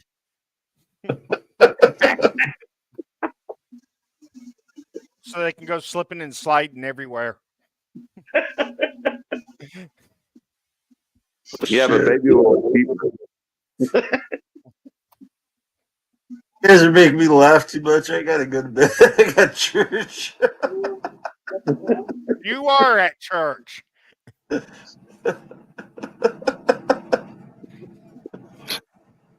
Oh fuck. Instead of sailing the high seas, we're railing the high seas. Oh fuck. Dude, you know how many navies across the world would probably be fucking petrified to come across us? Oh shit. We're setting course due north. Fuck you. We ain't running into that ship. It's like, man, where's my rum? Give me my rum. Look, we got to hit the Caribbeans for Caribbean islands first. Get all the rum we can get. I'm not too far away from there. Oh God, I'm wondering if they'd start freaking out seeing this pirate ship coming towards them. Especially the Bahamas, dude. They'd probably shit their pants. Oh hell yeah. Oh shit, Blackbeard's back.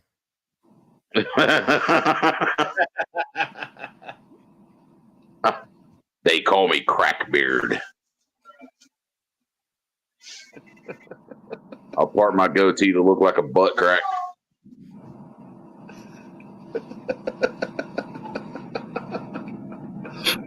Oh, we'll have to have hey, we'll definitely have James come with us. Oh yeah. Yeah, we gotta do. You can't forget Bryce. Yeah. We need a whole entire crew. I should have said the name, but he probably doesn't care. But I'm talking about Nightmare. I almost said Otter, but he changed his name. Adventures. if we do this, we need to assemble a crack team. We need to have MCC, have frickin' media come with us. We need to have Flex Your Freedoms come with us. Dude, because you already know, dude. I was watching Flex video earlier, man. That dude was in a biohazard suit at the fucking airport. Who? Flex was. Oh God, He was live on Billy Buttcrack. He was in a fucking biohazard suit at the airport looking for aliens. I'm surprised he's not sitting in Club Fed for that one. I bought a suit like that. I bought a suit like that and a gas mask. Well, he didn't put the gas mask. He didn't put the gas mask on. He was walking around in a biohazard suit, and his buddy, his buddy Harry ass crack, was dressed up like E.T. You really? Yeah, they were in there telling fucking airport security, the airport police that they had reports that there was fucking UFOs shining laser beams down onto the top of the parking garages and shit. I was laughing my ass off, dude, because he had ordered some fucking gay pride paint from face paint from fucking Temu or some shit.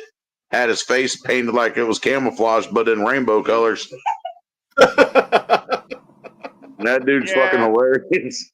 Yeah, and I want to know if the feds have come knocking yet for that one. Oh, dude. I was going to do it during the damn. Oh, I like what StreamYard did. We're making the circle or whatever. It's a lot better than this. Yeah. The dude was carrying a purple dildo with him too. Yeah. No, I was gonna get a hazmat suit and a gas mask and go into Walmart during the lockdowns just to piss people off, saying, "Yeah, COVID has been detected in this building. We need to go on lockdown." Go in there with some Geiger meters. Yeah. Hey, I have one. Go in there with like the oxygen respiration mask and all that. No, the mold testers. Yeah, but have the full-on oxygen tanks on our back with the rest fed into the respirator system. Yeah. Shit, the whole SCBA shit. Yeah, that would have been funny. Look like the motherfucker CT. We can go mess with the cops dress up a bit. Kiss me, fat boy. I just don't know if I want to go to Club Fed for that. Hold on a second.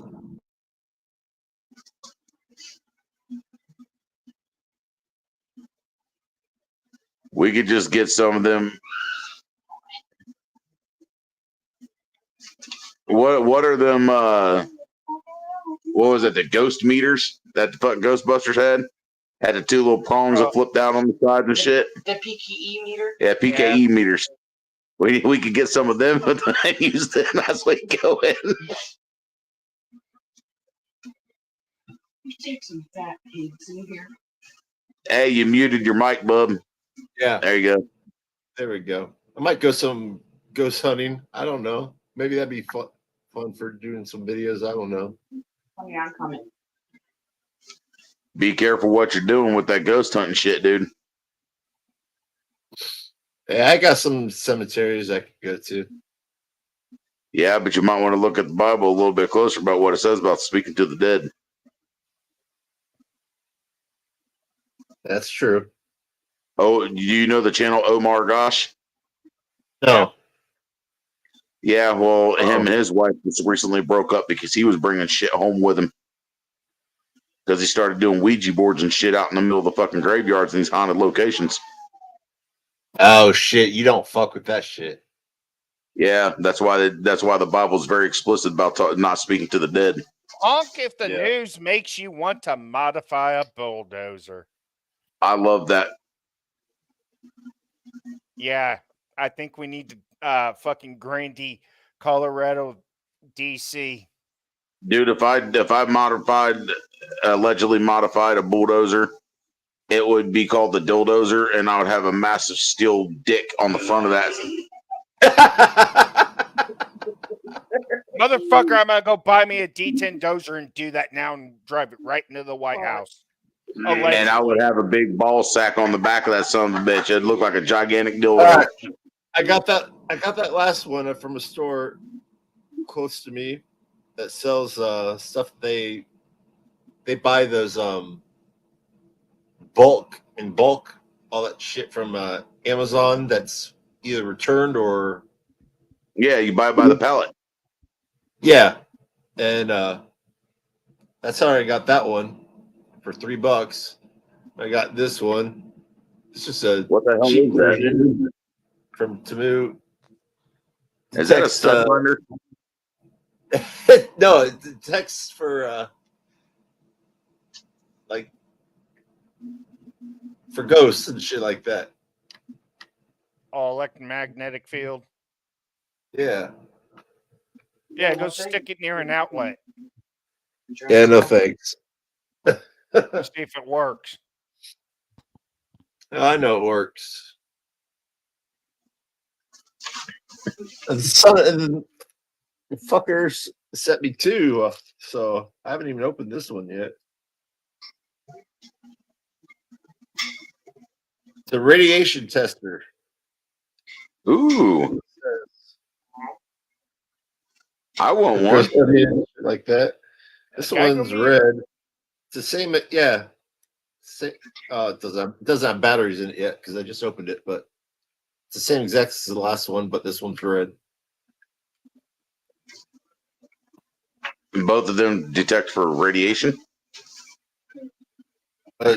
Detects all sorts of shit. I don't know, but that's what it says on the box. But that one might it's be a fucking radiation. Chinese. So fuck it. But yeah, that'd be because I fart too much. It'll detect that. No, I don't know it. That's bio. Oh, and I know what you're talking about when you buy. Well, I have a crucifix in every single room of my house.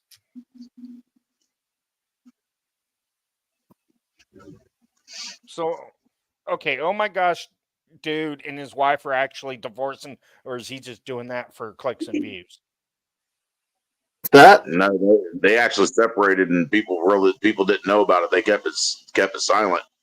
Somebody else that was close to him had leaked that information out. Oh, damn. What did they leak? I missed it. It was about Omar Goss and his wife Tiffany. Oh, okay. And this is just recently too. This is only within like the last 2 or 3 weeks. Yeah, but I've seen other videos where he done shit for clicks and views. Yeah, but this one she actually packed up with the kids and left. Damn.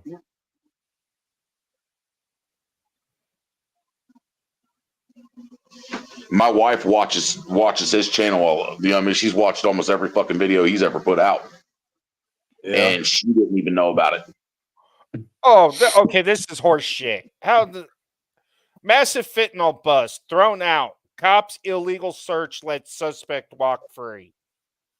Oh, and I got this too. I haven't tried it yet. I still have to try it, but I got it the other day. It's a camera, but you just put it in your pocket as a pin. Just turn it on and it records. Did you try that one too? And it's a real pin too. So yeah, them things have been around for a minute. They can check it and all that shit. So fuck them. I got all my ways when I actually go and do a real fucking audit. How much did you spend on the pen? I think I waited until it was $1 day, so I think I got it for $1. But I looked online. I looked online and it's like fucking expensive. No, but you want to know something? You want to know something funny about that? What's that? You know that Spy Gears brand, like the little Spy Gear stuff that they make for kids at Walmart? Yeah. They had that out like 15 years ago. Yeah. Back then, it was like fucking $15 to get the son of a bitch too. It wasn't cheap. But that's kind of crazy because they were doing that shit for kids. They got a lot of neat little gadgets like that, you know what I mean, at your local Walmart that you could get that actually do really fucking work. They got them little ear things to where you can put it up against. It's got the little suction cup. You put it against the fucking wall, and you can hear through the wall. But yeah, I know what you're talking about with those. Yeah, and them things are pretty fucking cool.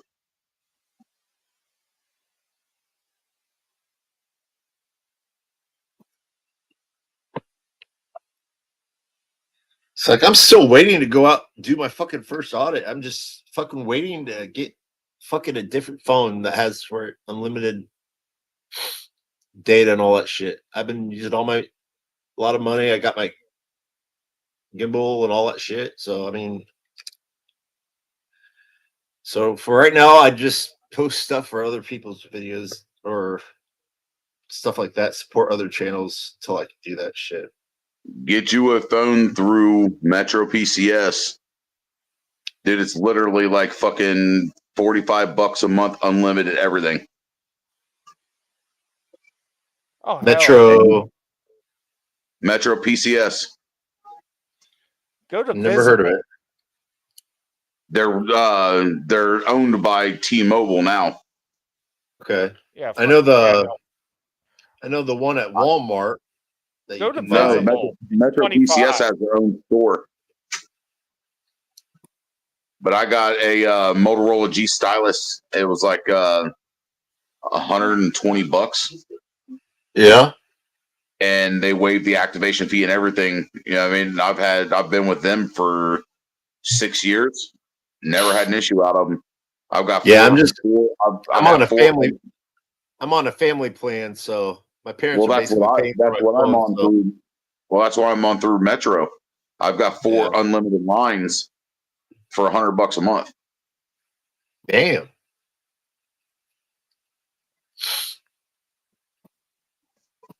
I'll have to go. I'll have to go live more often because I still have till what is it? I believe June until I'll have to get rid of a StreamYard because I'm not going to pay their new prices. Hey, dude, these fucking ducks are quacking over here. Oh my! Oh, no! I just knocked my son out with one. No, that ain't fucking never come in. But what was that? You know, Visible's cheaper, right? It's $25 a month, unlimited. What is it? Visibles through Verizon. Never heard of that one. Yeah, it's like $25 a month, unlimited everything on the Verizon network. Hey, what'd you put in private?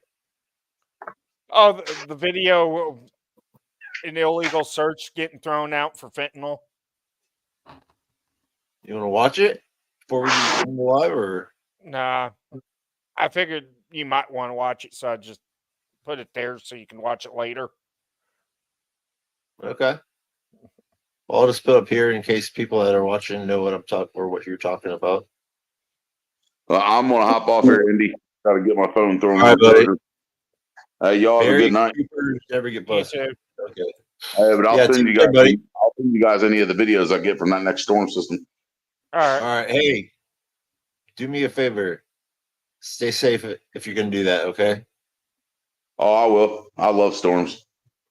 Let's just I'm gonna send you my first video. I'm gonna send you is of my recreation of the Florida man when the winds started hitting 140. I'm gonna be on my skateboard. I'm gonna be on my skateboard and a American flag thong blowing down in the street. You're gonna see some crazy white lady flying through the sky like Superman. Oh, hey! Before we end the live, well, never mind. If you have to leave Central Florida, that's awesome. I mean, thank you for joining. Dustin, I watched that video, and it said nothing about Tom McDonald. So,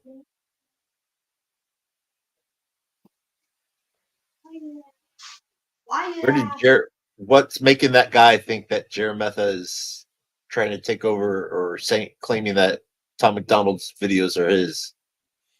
Oh, he watches his lives and everything.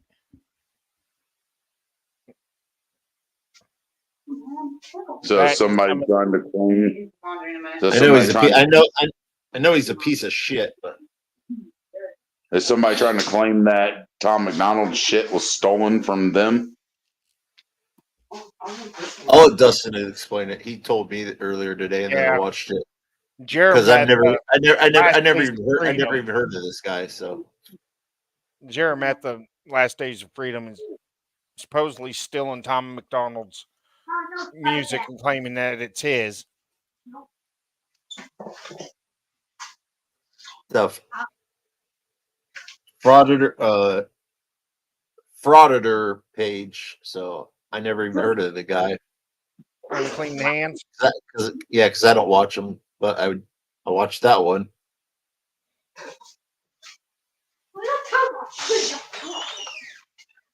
That scammer, I can't stand him. Ugh.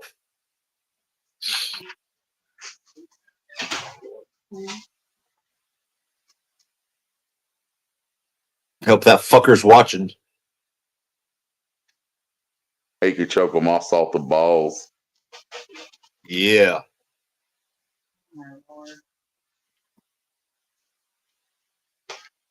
Well, hey, I'm gonna bounce off here, brother. Shoot me. You got my email address. Shoot me an email if you need. All right. Will do. Definitely. Y'all have a good one. Bye. Hey, you too. Take care, buddy. I'm probably gonna end this live. Is that okay with you, Dustin? Yeah. Yeah, because I'm gonna It's try to almost get a some lot. sleep. It's almost midnight And for you. yeah, and I have church in the morning. So Later, all. all right, love you all. Thank you for joining, Darlene. Thank you so much for everything you've done. And everybody else that's watching. Hope you have a great, amazing weekend. And I hope nothing bad. Just everybody stay safe. Love you all.